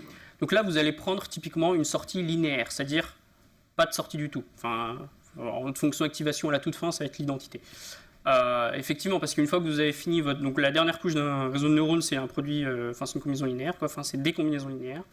Donc c'est un produit matriciel. Donc à la fin, vous êtes déjà entre moins l'infini et plus l'infini. Donc il n'y a pas de souci. Et ça, les réseaux de neurones, ils arrivent bien. Prédire des données entre moins l'infini et plus l'infini, c'est pas trop un souci. Si par contre donc ça, c'est typiquement le cas lorsque vous voulez prédire mu. Genre une moyenne, pour la loi de tout à l'heure, de moyenne à estimer. Si vous êtes entre 0 et plus infini, donc ça peut être typiquement le cas lorsque vous avez affaire à des variances à estimer. Dans ce cas, alors peut-être vous connaissez la fonction ReLU. Oui, non? Bon. Alors c'est un truc entre 0 et plus l'infini. En fait, c'est tout pourri. C'est tout pourri déjà parce que, on va dire, peut-être une chance sur 2, pour que votre réseau il prédise pile 0. Donc quand votre réseau il prédit pile 0, c'est-à-dire que votre variance elle vaut pile 0, donc c'est-à-dire que votre truc il est constant presque sûrement. Ça on a dit que c'était pas ouf du tout. On préfère avoir des trucs bien continus. Et du coup l'idée, ça va être de dire, puis surtout que en plus, c'est tout pourri du point de vue de la stabilité de votre réseau. Donc l'idée en fait c'est d'abord de dire, on va se ramener à ce qu'on sait faire d'avant, qui était facile à faire, entre moins l'infini et plus l'infini. Et du coup, l'idée, c'est, on va dire, en fait, je ne vais pas prédire directement sigma, mon écart type, je vais prédire log de sigma. L'idée étant que je vais tout faire avec des logs de sigma, donc mes labels ça devient des logs de sigma, mes sorties je vais les interpréter comme étant des logs de sigma, etc. Puis le jour où je voudrais vraiment le vrai sigma, je passerai à l'exponentielle, pas de souci. Ben ça c'est vachement intelligent parce que du coup vous remettez dans le cas, on est entre moins l'infini et plus l'infini, et du coup vous avez juste à faire une petite sortie linéaire. Et ça encore une fois c'est quelque chose, le réseau de neurones pour lui c'est assez naturel, lorsque vous voulez prédire un truc entre 0 et plus l'infini, de prédire en fait le log et de faire après une sortie linéaire.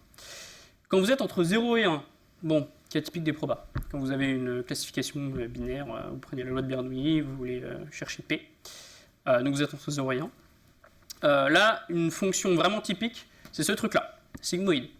Vous connaissez tous la sigmoïde, non? Peut-être pas. Bon, si vous ne les connaissez pas, il n'y a pas plus besoin de savoir que juste sa courbe. En gros, il faut retenir qu'elle est entre 0 et 1. Voilà. Et que la valeur centrale, on va dire, lorsque vous faites une régression typique, la valeur centrale c'est 0. Quand vous passez à la sigmoïde, le 0 s'envoie sur 0,5. Donc c'est-à-dire l'indécision totale entre deux labels. Voilà. Ce qui est assez naturel, hein, du coup vous êtes en 0, donc valeur moyenne, indécision. Et le but, bien sûr, ça va être plutôt de tendre d'un côté ou de l'autre pour savoir si vous êtes plutôt un chat ou un chien. Et enfin, quand vous avez plusieurs valeurs, donc k-valeurs entre 0 et 1, de somme 1, donc typiquement lorsque vous êtes à faire une loi catégorielle, donc vous devez prédire si c'est un chat, un chien ou un mouton, par exemple, là vous prenez une loi catégorielle avec 3 valeurs, il faut que vous savez que la somme des 3 valeurs doit être égale à 1. C'est-à-dire, par exemple, 0,3% de chance que ce soit un mouton, 0,5% de chance que ce soit un chien, et 0,2%. Pardon, je dis 0,2, mais non, c'est 80%, enfin 60%. Enfin bref, vous avez compris, il faut que ça somme à 1. Quoi. Donc ça, c'est typiquement le cas d'une loi catégorielle, et du coup, on va utiliser ce qu'on appelle la fonction softmax. Donc pareil, elle est implémentée dans tous les frameworks de deep learning. Donc sa formule, c'est ça. L'idée, en fait, c'est un peu comme l'idée d'avant, de se dire, le 0,1, on va essayer, donc vous avez un truc entre 0 et 1, et vous essayez de vous mettre, de repasser en fait dans le cas où vous êtes entre moins l'infini et plus l'infini. Donc la première idée, déjà, vous avez un truc positif, donc vous pouvez prendre le log, mais ça, du coup, ça va... vous prenez l'exponentielle, donc ça va vous amener entre des trucs pas ouf, entre 1 et E, la constante de R. Mais l'idée après, c'est que, comme vous savez que les trucs se somment à 1, vous pouvez en réalité prendre n'importe quelle fonction, n'importe quelle valeur entre moins l'infini et plus l'infini, et vous allez faire des rapports. C'est-à-dire que vous allez prendre une sortie divisée par la somme de toutes les autres sorties pour tous les autres labels. Et ça va bien vous faire un truc qui est égal à 1. Enfin, dont la somme, quand vous sommez, ça fait 1. Donc bon, c'est peut-être pas très clair, mais juste en regardant ça, je pense que c'est un petit peu plus clair. Les probabilités, vous faites déjà une exponentielle sur vos... Donc ici, vous êtes avant le produit matriciel. Donc vous êtes entre moins l'infini et plus l'infini. Donc maintenant, pour interpréter en termes de proba, vous faites l'exponentielle pour passer en positif. Et ensuite, vous divisez par les autres sorties. C'est-à-dire la sortie qui va correspondre à la probabilité d'être un mouton, d'un chien et d'un chat. Et ça, du coup, ça va vous faire autant de valeurs, donc par exemple 5 valeurs, entre 0 et 1, si vous avez 5 labels.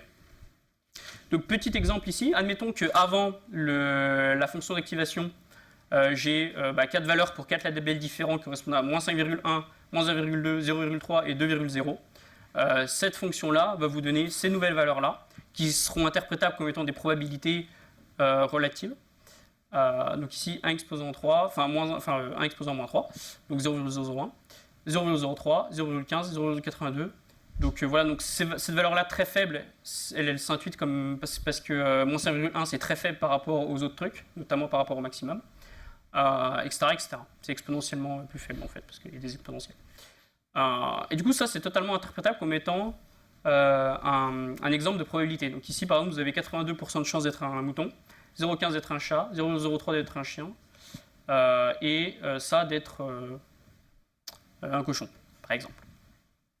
Donc voilà, donc ça, la softmax, donc cette fonction-là, elle permet de manière assez naturelle, encore une fois, parce que ça part du principe qu'au début, vous êtes n'importe quelle valeur dans moins l'infini plus infini, ça c'est facile à faire pour un réseau de neurones, et bien à la fin, vous avez les caractéristiques qu'il faut, c'est-à-dire d'avoir des probabilités de somme 1. Voilà, est-ce qu'il y a des questions là-dessus ?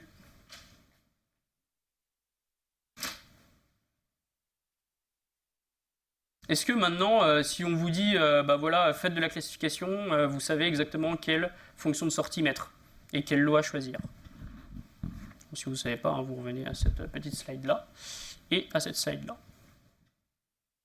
Pas de questions? Ok, alors on continue. Donc, alors maintenant, on a déjà fait plein de trucs là.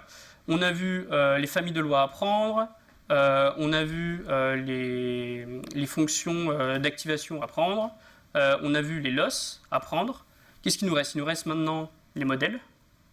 Évidemment, genre, est-ce que je prends un CNN, est-ce que je prends un réseau de neurones simple, genre un multivers perceptron, et les métriques. Donc on va parler des métriques déjà.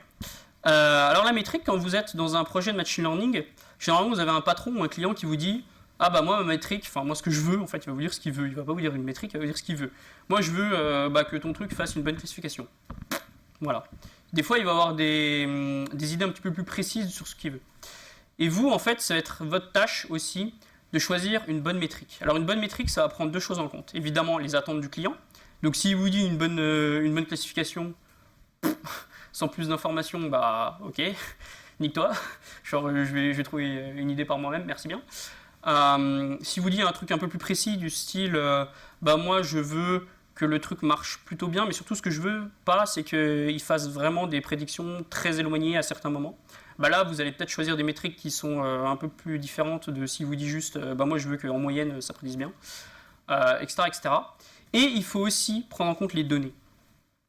Parce que imaginez, vous êtes en classification, vous avez des petits bonhommes verts et des petits bonhommes rouges à classer.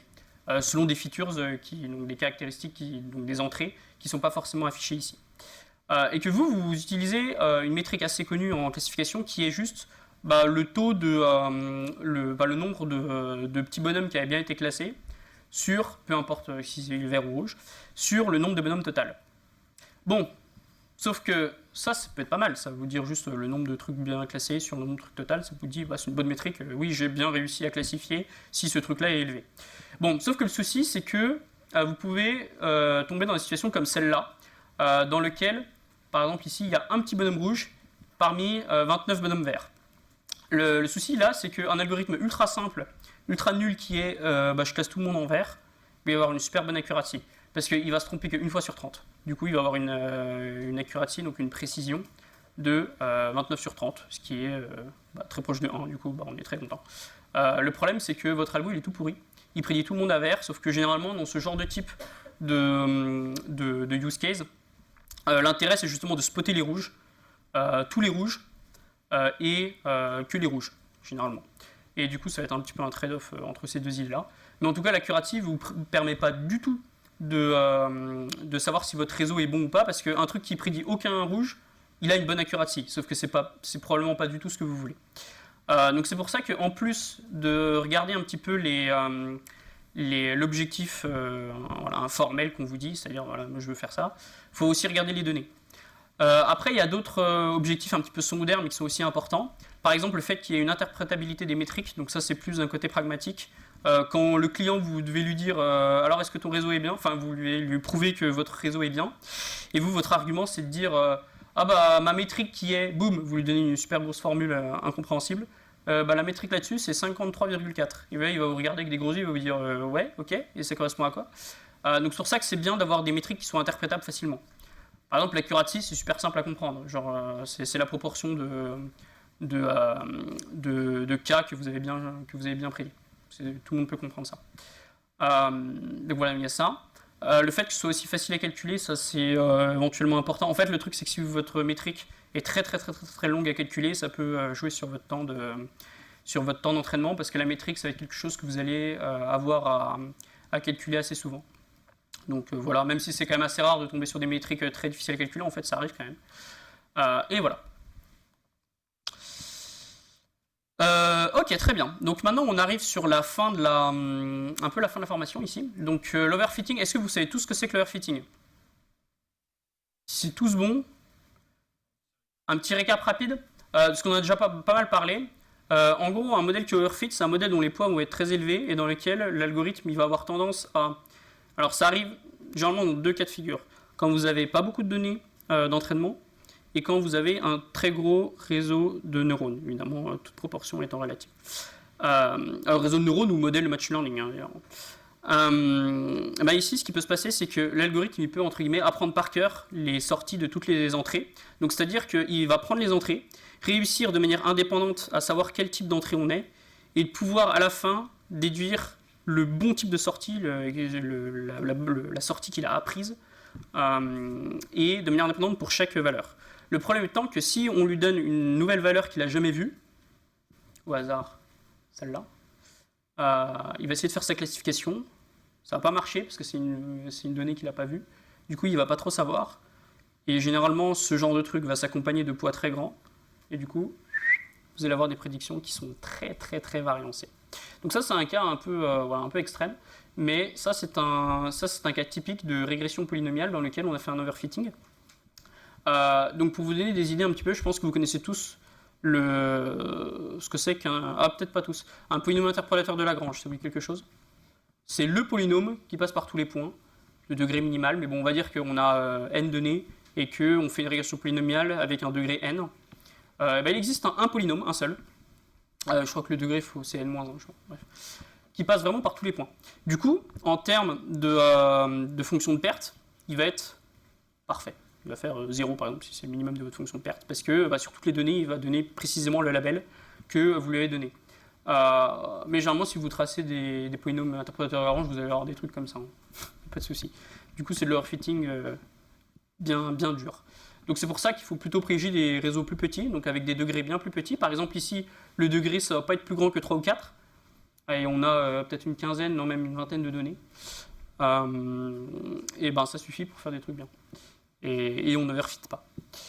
Ok, alors, donc à partir de cette considération sur l'overfitting, on va arriver sur le dernier point, enfin l'avant-dernier point, mais le dernier point il va être rapide. Le dernier point important, que vous avez peut-être déjà entendu parler, qui est la séparation train, validation, test. Alors si je vous demande aujourd'hui ce que c'est la différence entre l'ensemble de train et de test, peut-être que vous allez me répondre un truc à peu près juste, j'imagine. Je sais pas, allez-y. Si quelqu'un veut se lancer pour dire la définition entre un ensemble de train et un ensemble de tests. Je ne sais pas si vous avez déjà vu cette notion. Si quelqu'un veut se lancer, vas-y.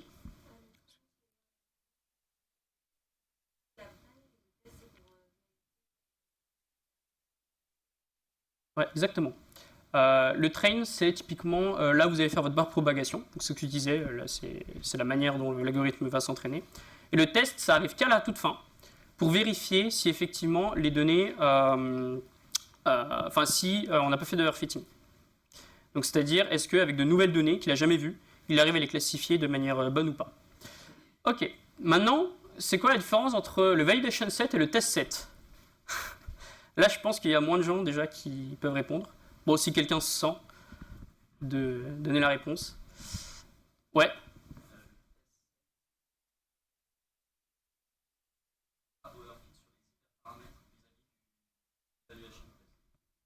Ouais, pas mal. Ok. Bon, du coup, toi, tu n'auras pas écouté les 2 prochaines slides parce que tu as déjà tout compris. Alors, il a dit overfitter sur la validation. C'est bizarre, ça, non? Overfitter sur la validation. Nous, on s'est overfité sur le train parce qu'on a dit backpropagation, c'est overfité sur le train. Mais overfitter sur la validation, est-ce que ça a du sens? Je vais essayer de vous montrer que oui. Déjà, avant ça, je vais splitter les paramètres, enfin, en fait, toutes les caractéristiques de votre réseau ou de votre modèle de machine learning, ça peut se séparer en 2 trucs. Le premier que j'appelle les métaparamètres, on va dire pour ne pas confondre avec les hyperparamètres, qui vont être tout ce qui est différent des paramètres θ, donc qui sont bien définis et qui sont les paramètres qui s'entraînent avec le réseau de neurones, avec la backpropagation. Mais par contre, tout ce qu'il y a autour, donc la structure du réseau, si vous êtes dans un réseau de neurones, ses couches, ses fonctions d'activation, la data augmentation que vous faites, les couches de régularisation, on en parlait, et même toutes les techniques de régularisation, comme par exemple la fonction de perte elle-même, les termes de la fonction de perte qui correspondent à la régularisation, du dropout, etc., etc., etc. Tout ça, ça ne s'entraîne pas par backpropagation, et on va appeler ça les métaparamètres. Et à côté, vous avez les paramètres classiques, θ, qui s'entraînent en backpropagation. Et en fait, ici, à partir de ces 2 considérations, on va comprendre la différence entre train et validation et test. L'idée, c'est que quand vous allez faire une descente de gradient, une backprop, et une mise à jour par rapport à cette backprop, vous allez changer les θ. Donc vous allez partir de θ initiaux et vous avez un nouveau θ. Et là, c'est à ce moment-là que vous voulez vérifier, donc de manière assez cyclique, de temps en temps, vous allez vérifier que vous n'êtes pas en train d'overfitter. Donc vous prenez un nouveau dataset qu'il n'a pas encore vu, enfin en tout cas qui n'a pas été utilisé pour faire la backpropagation. Et on va regarder les performances. Donc on va pas entraîner quoi que ce soit, on va juste regarder les performances, juste vérifier les métriques pour voir si les θ sont bons, sont bien, c'est-à-dire qu'on a amélioré nos performances sur de nouvelles données, ou si c'est pas bon, si on overfit. Alors bon, les croix rouges sont censées être là, désolé. Si on a overfité. Et dans ce cas-là, on sait que, attention, les θ, là, ils commencent à devenir pas géniaux parce qu'on commence à être dans un cas comme celui-là. Et qu'est-ce qui se passe quand on est dans ce cas-là? Qu'est-ce qui se passe quand on a un mauvais θ, quand on a fait un overfitting? Et bien là, on va commencer à toucher aux métaparamètres. C'est-à-dire qu'on va rajouter la data augmentation, on va modifier la structure, peut-être réduire le réseau, si on a un réseau, ou le nombre d'arbres si vous faites du random forest, parce que c'est vrai que j'ai beaucoup pris l'exemple des réseaux de neurones, mais vous rajoutez des termes de régularisation, donc ce qu'on a dit là, avec l'idée du bayésianisme, d'utiliser un terme qu'on appelle pénalisation L2, c'est-à-dire lambda fois norme de θ au carré sur AP. Vous pouvez aussi changer des hyperparamètres éventuellement, par exemple faire des... Alors si vous overfitez, c'est peut-être pas génial par exemple, de diminuer le learning rate au cours d'une époque, parce que ça permet plutôt de faire l'inverse, mais on peut imaginer des trucs. Et du coup, vous allez changer les métaparamètres. Mais en fait, ce qui se passe, c'est que vous allez changer les métaparamètres parce que vous avez de mauvaises performances en validation. Donc vous allez changer des paramètres, donc ici les métaparamètres, mais bon, de manière générale, c'est les paramètres, à cause, enfin, guidés par les métriques, enfin les performances sur un ensemble de données. Et bien ça, c'est typiquement aussi soumis à l'overfitting. Parce que finalement, c'est un peu la même chose, l'overfitting sur le train, si vous faites si vous faites une descente de gradient, pour optimiser les performances sur le train, mais du coup, vous pouvez overfitter. Et ben là, c'est pareil, vous changez non pas θ cette fois, mais lambda, pour avoir de meilleures performances sur la validation. Et ça aussi, du coup, c'est pas très différent, c'est aussi soumis à l'overfitting. D'où l'importance d'avoir un troisième ensemble de données auquel on n'a encore jamais touché depuis le début, juste pour vérifier une fois que les performances correspondent bien aux performances que vous avez en validation. Donc vous passez en phase de test que si les performances en validation vous vont, et le dernier, avec l'ensemble de tests, c'est juste pour vérifier une dernière fois que vous n'avez pas overfité à cause des gamma, des lambda. Voilà, alors qu'est-ce qui se passe si on a overfité? Donc c'est-à-dire typiquement si les métriques des tests sont inférieures assez significativement, ou même inférieures de base, aux métriques en validation. Là, c'est pas ouf. C'est pas ouf du tout, parce que ça veut dire que vous avez malheureusement overfité en validation, et que donc votre stratégie, notamment votre stratégie de validation, comment vous avez fait votre validation, comment vous avez construit votre ensemble de validation, était pas bon. Alors ça peut arriver quand vous avez des données de validation qui sont assez faibles. Donc, généralement, quand de base vous avez des données en nombre réduit, vous allez forcément avoir un ensemble de validation qui va être petit. Et donc, vous allez, surtout si vous modifiez beaucoup votre réseau de neurones, ce qui peut arriver assez souvent, notamment en compétition, enfin même tout le temps en fait, et du coup, vous allez être soumis, donc ça arrive, de faire de l'overfitting en validation. Et donc, du coup, j'ai ma transition toute prête, mais je vais quand même me demander s'il y a des questions. Ce truc-là. Je pense pas, je pense que c'est assez clair. Ok. Et du coup, voilà, dernier point, enfin avant-dernier point, c'est la stratégie de validation. Donc en fait, il y a plusieurs solutions. Donc déjà, on va considérer que les données de test, c'est un petit ensemble qu'on a mis à part. Bon. Et le reste, on va appeler ça les data qui nous restent. On va regarder comment faire notre validation. Première idée, c'est le holdout, c'est le truc qu'on utilise le plus souvent. C'est tout bête, de manière arbitraire, vous coupez un endroit, vous dites ah bah voilà, je prends une certaine proportion pour le training, enfin pour le train set, et l'autre proportion, enfin ce qui reste pour la validation. Et ensuite, on fait de la backpropagation là-dessus et on vérifie les performances en validation. Ça, c'est le truc le plus simple parce que vous avez juste à faire une seule boucle d'entraînement aidée avec les performances de validation pour pouvoir faire un truc. Mais ça, c'est la stratégie de validation la plus simple et c'est celle qui est la plus soumise à l'overfitting en validation. Effectivement, admettons que vos données ici, donc ici, ce soit des données qui soient un peu toutes pareilles. Admettons, c'est possible si vous avez genre uniquement 100 données ici, c'est toujours possible. Et que du coup, c'est assez probable que vous avez changé vos métaparamètres de façon à ce que la performance sur cette donnée typique de validation, parce qu'elles sont toutes à peu près les mêmes, marche bien. Et dans ce cas-là, vous allez probablement avoir overfité sur ces quelques données votre réseau. Donc pour éviter ça, une autre stratégie, c'est ce qu'on appelle la validation croisée. Alors attention, la validation croisée, donc ça c'est un truc que vous allez peut-être entendre, et alors il y a peut-être des gens qui n'ont rien compris au machine learning qui vont dire « Ouais, validation croisée, ça sert à optimiser des hyperparamètres. » Non, non, pas du tout.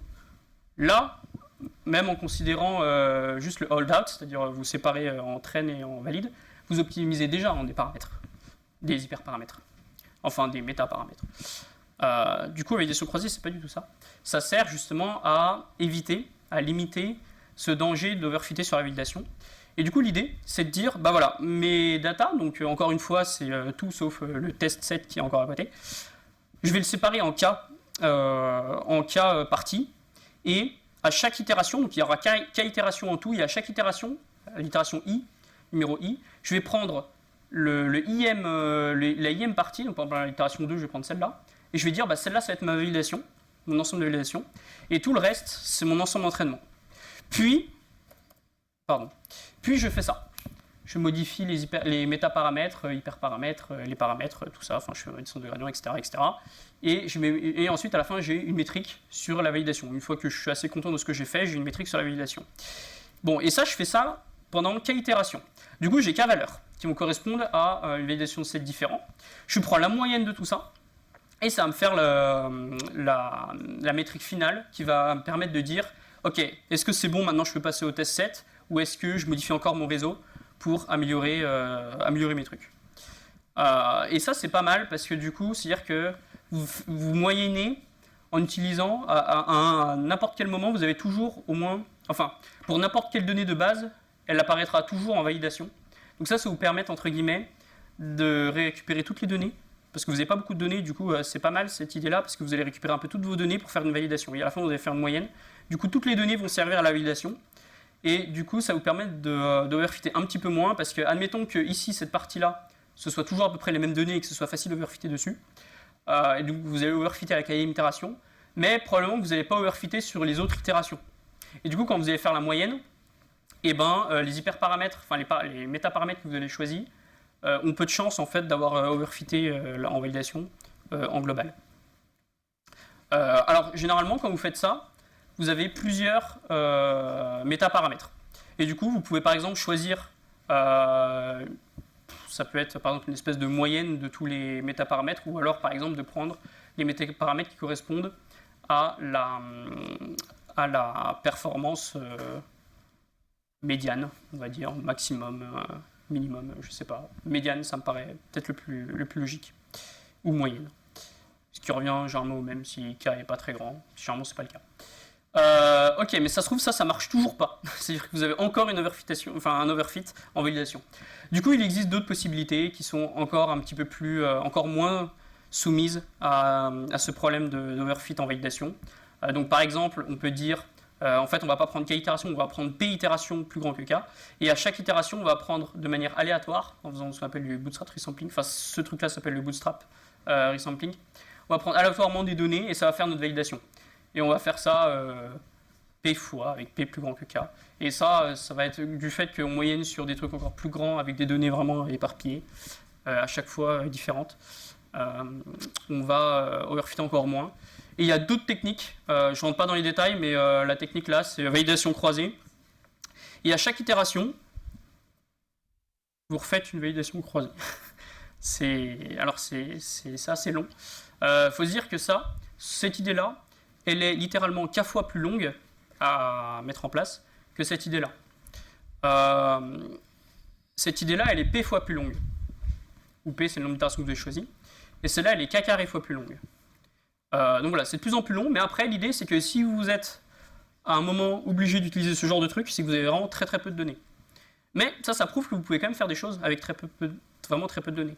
Et finalement, le k carré, c'est pas si grave, entre guillemets, parce que comme vous n'avez pas beaucoup de données, vous allez rapidement arriver à des convergences, donc à des entraînements, donc ça devrait normalement se compenser et être assez rapide. Quand même. Voilà, donc pour les détails de tout ça, vous pourrez voir Je vous donnerai, il y a un site qui retrace toutes ces stratégies-là que j'ai mis à la fin des slides. Donc quand vous récupérez le slide, vous récupérez le truc. Et maintenant, on arrive au dernier point, qui est le point, entre guillemets, qui va être la plus longue pour vous. C'est de dire, ok, alors maintenant j'ai réussi, je connais tout en fait, j'ai toute ma pipeline, je sais les lois de probabilité que je vais mettre, les loss, les métriques, les fonctions d'activation, etc. Maintenant, comment je crée ma structure de machine learning? Est-ce que je mets un CNN, combien de couches je mets, combien de fois je mets, etc. C'est finalement la dernière chose que vous avez besoin de savoir pour faire un projet de machine learning. Alors il y a plusieurs idées.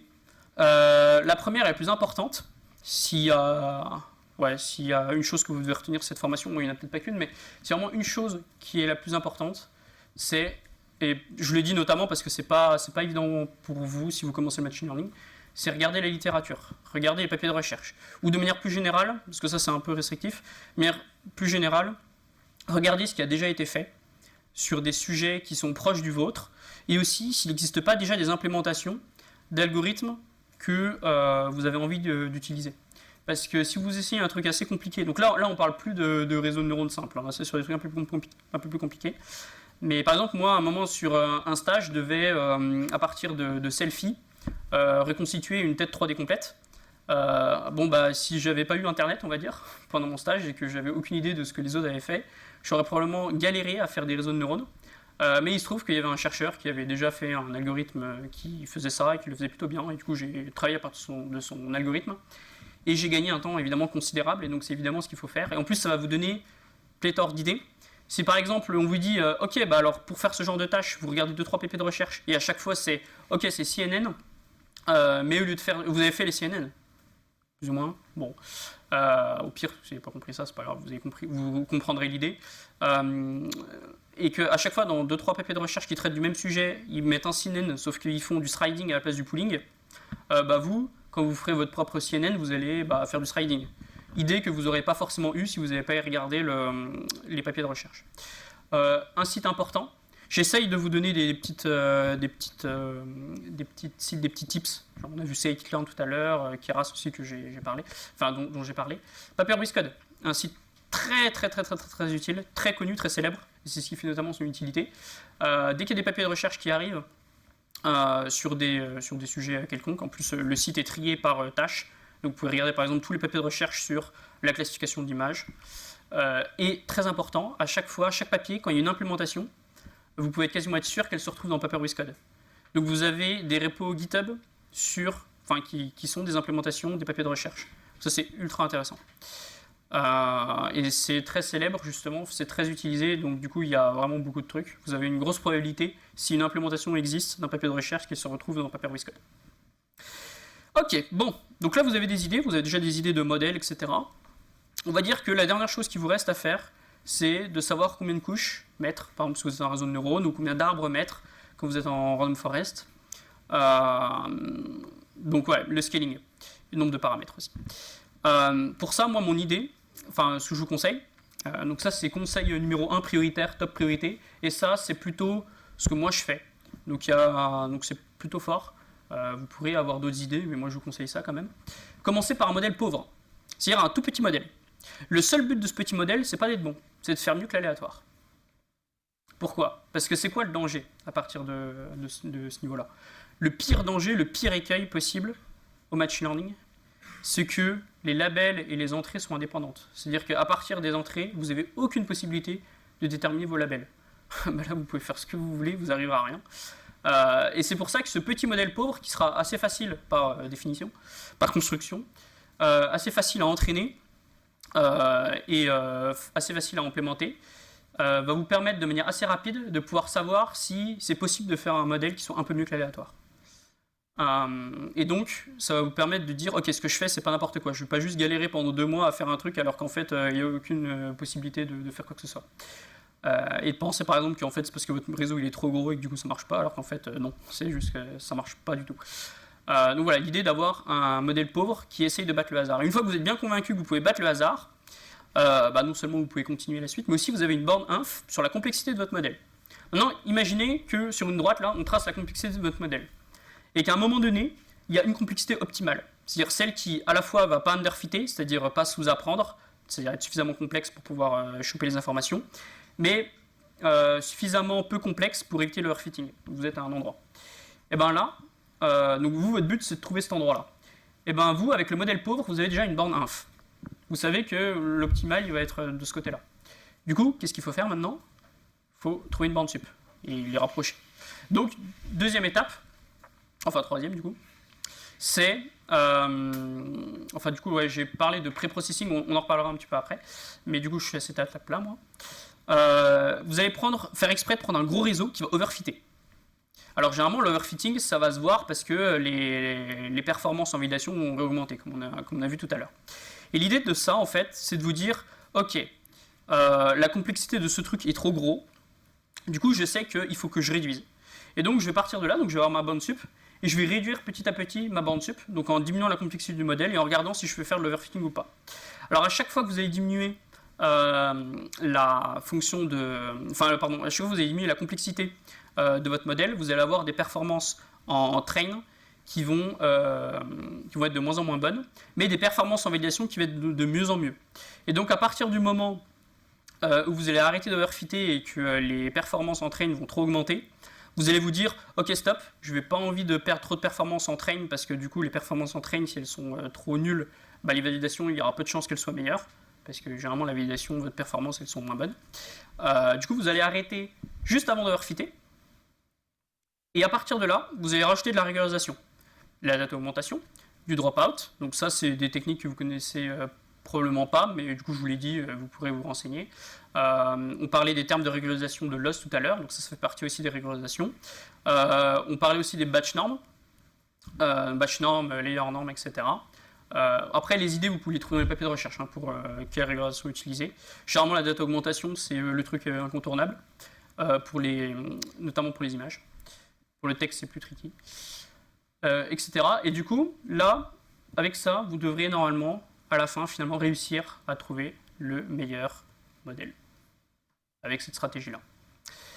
Voilà, alors dernier point, c'est pas le plus important du tout, mais essayez de vous fixer... En fait, le truc, c'est que vous pouvez toujours, dans un projet de machine learning, améliorer vos trucs. Et du coup, ça peut être bien d'essayer de définir avec vos clients, etc., un threshold, un seuil, de performance sur le test et vous dire ok bah si mes performances de test sont supérieures à ce threshold là, je considère que j'ai fini ma mission, j'ai fini mon projet et du coup ça vous permet de vous fixer un truc comme ça. Bon ça c'est pas toujours nécessaire, des fois juste votre truc limitant c'est vous avez un stage dans 6 mois il se finit, du coup bah voilà votre critère d'arrêt ça va être juste là au bout de 6 mois qu'est-ce que vous arrivez à faire. Mais voilà, ça peut être sympa d'avoir un petit projet de fin.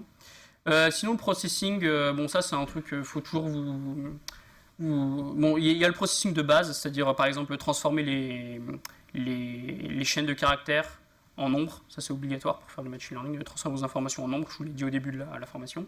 Ça, c'est le processing obligatoire, donc ça, vous le verrez dès le début.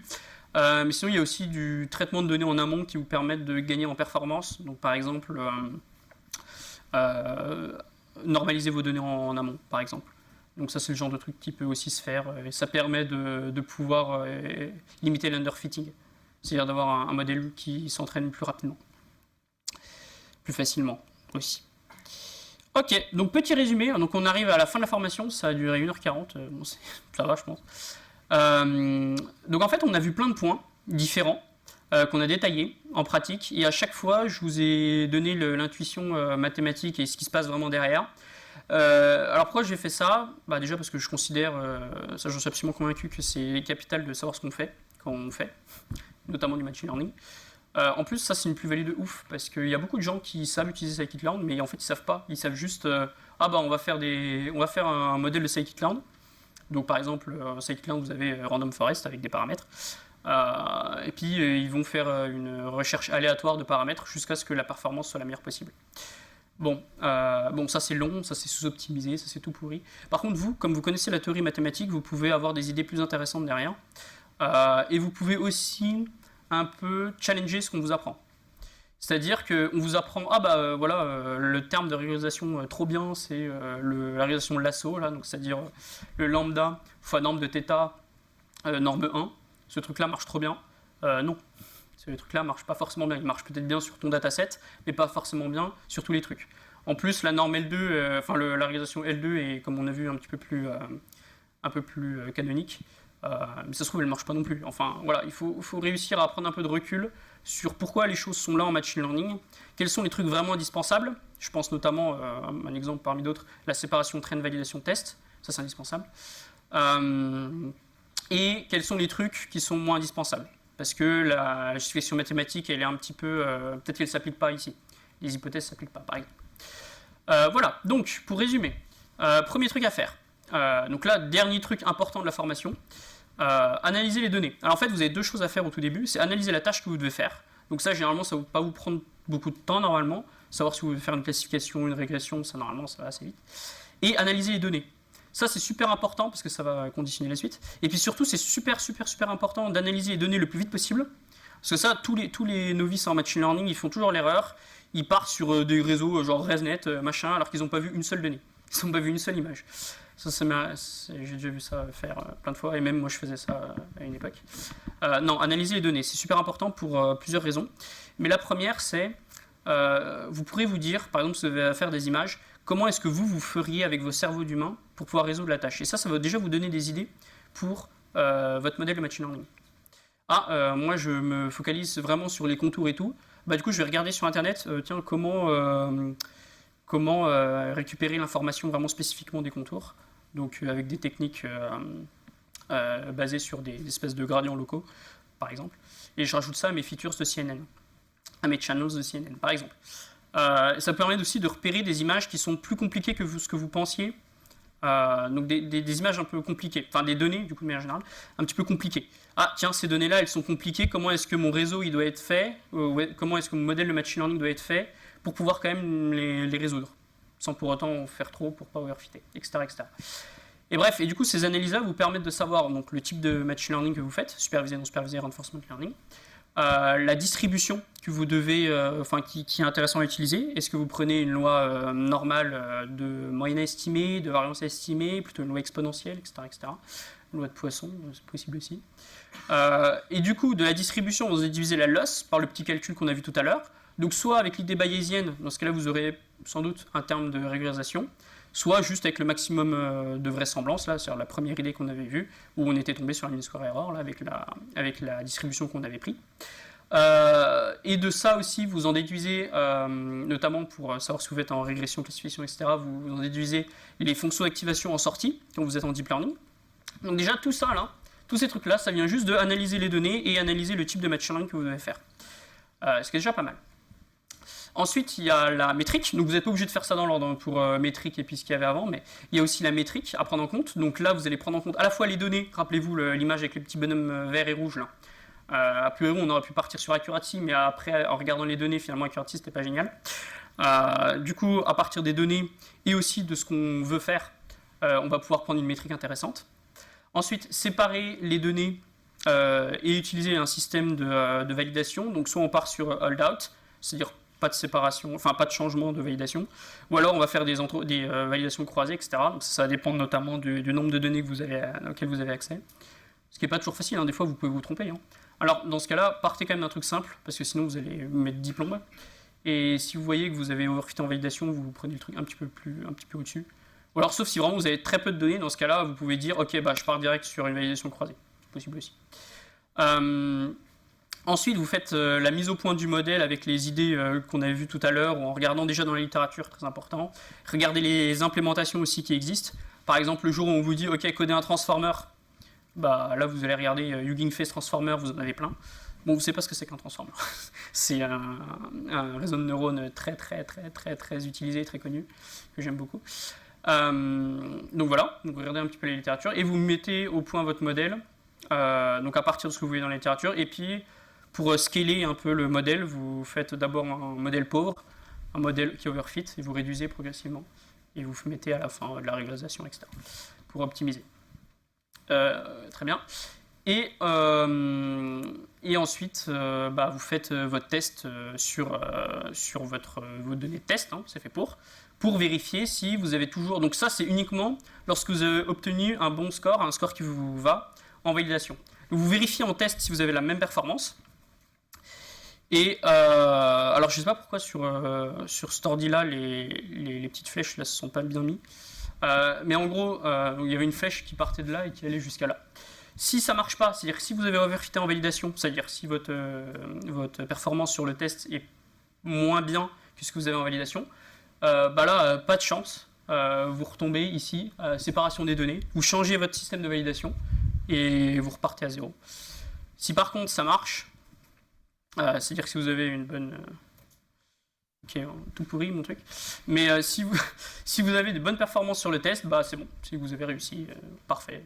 Vous êtes content. Et vous avez surtout le fait que vous avez quasiment jamais utilisé les données de test et que vous faites un essai et que vous voyez que vous avez de bonnes performances. Ça vous donne une garantie statistique que vous ne faites pas n'importe quoi, que vous n'avez pas overfité surtout. Et donc votre performance a priori sur des nouvelles données, donc par exemple sur les données réelles, une fois que vous avez mis votre modèle en production, et ben, il a les mêmes performances que vous avez eues sur le données de test. Et ça, c'est ce que le client veut au final. Voilà, donc là c'est la fin de la formation. Donc quelques sources qui m'ont beaucoup, sur lesquelles j'ai beaucoup tiré de connaissances qui m'a permis de construire cette formation. Déjà, la première source la plus importante, c'est mes lectures personnelles. Et puis que j'ai réfléchi par moi-même à des idées, à des liens, des trucs logiques. Donc ça va arriver assez souvent quand vous allez lire et lire et lire. Même sur des sujets qui sont similaires, vous allez avoir des points de vue différents. Et à la fin, vous allez construire une compréhension qui vous est propre du machine learning. Cette formation va du coup vous aider à faire ce truc, à faire cet effort mental. Sinon, pour des trucs un peu plus palpables, en bouquin, on a Deep Learning de Goodfellow. Alors pour ceux qui ne connaissent pas Goodfellow, peut-être que vous ne connaissez pas, si vous rentrez un petit peu dans le monde du machine learning, vous ne connaissez même probablement pas. C'est un mec ultra balèze. C'est un des pionniers du machine learning. Pour ceux qui connaissent les Generative Adversarial Network, les GAN, c'est lui qui a créé l'idée au début. Et puis, même encore aujourd'hui, il monte plein de projets. Il encadre des papiers de recherche, etc. C'est vraiment un des mecs vraiment qui pèse dans le machine learning. Et il a fait un bouquin Deep Learning qui est très orienté théorie mathématique. Donc tout ce que je vous ai montré là, un petit peu les mathématiques, etc., c'est l'idée de ce livre en fait. C'est dans ce livre-là, vous allez voir beaucoup de techniques connues en machine learning et même moins connues. Mais en plus, vous allez avoir les justifications mathématiques, les idées vraiment qu'il y a derrière les considérations à propos de tout, que ce soit les données, les modèles, etc. Il y a aussi, petit truc, c'est qu'il existe une version française de ce livre qui à la base était écrit en anglais et qui est un petit peu particulière parce que le bouquin fait 600 pages, je crois. Je l'ai à la maison, je vérifierai. Et il a été entièrement traduit par une IA, par DeepL, en l'occurrence. Donc c'est une espèce de Google Trad, mais en bien, quoi, en fort. Et il a traduit tout le bouquin. Ça lui a pris une demi-heure. Bon, après, il y a eu des relectures, évidemment. Donc ils n'ont pas sorti le bouquin le lendemain, quoi, mais en français. Mais ils ont gagné des mois et des mois. Donc si vous voulez si vous voulez un exemple, je crois que c'est la première fois dans le monde qu'il y a une traduction à cette échelle-là qui a été faite. Et comme par hasard, c'est un truc d'IA. Et ensuite, deuxième livre, c'est un truc un petit peu plus pratique. Le début du livre reprend un petit peu des théories mathématiques un peu que j'ai dit là. Mais vous avez pas mal de use cases. Vous allez voir, parce qu'en fait, le mec qui a écrit ça, c'est François Cholet. C'est le mec qui a créé Keras, donc qui est la bibliothèque de deep learning la bibliothèque de deep learning, la librairie la plus connue dans le monde, je pense. Et donc qui permet de faire des réseaux de neurones, donc c'est plutôt vraiment pour le deep learning, de réseaux de neurones rapidement, facilement. Et en fait, du coup, dans ce livre-là, vous avez pas mal de cas pratiques. Donc, on va vous faire, le livre vous fait importer des données, implémenter vos réseaux. Donc, vous avez du MLP, vous avez des LSTM, vous avez des CNN, vous avez des GAN, vous avez tout ça. Vous pouvez manipuler vraiment, c'est tout avec Keras, donc c'est parfait. Donc, évidemment, Keras, c'est Python. De toute façon, machine learning, c'est tout Python. Voilà, donc bon, c'est des petits budgets, 40 €, 70 €, donc si vous avez l'occasion de les avoir pour moins cher en e-book, n'hésitez pas, et puis bon, vous êtes étudiant, donc peut-être que la bibliothèque, je n'ai pas vérifié, mais peut-être que la bibliothèque possède ces livres-là. Voilà, donc là, comme promis, le petit lien là pour les différentes techniques de validation. Et voilà, bah, merci à tous de votre attention. Et peut-être que vous avez des questions. Dernière petite question sur les dernières slides. Si vous n'en avez pas, bah voilà, c'est tout bon.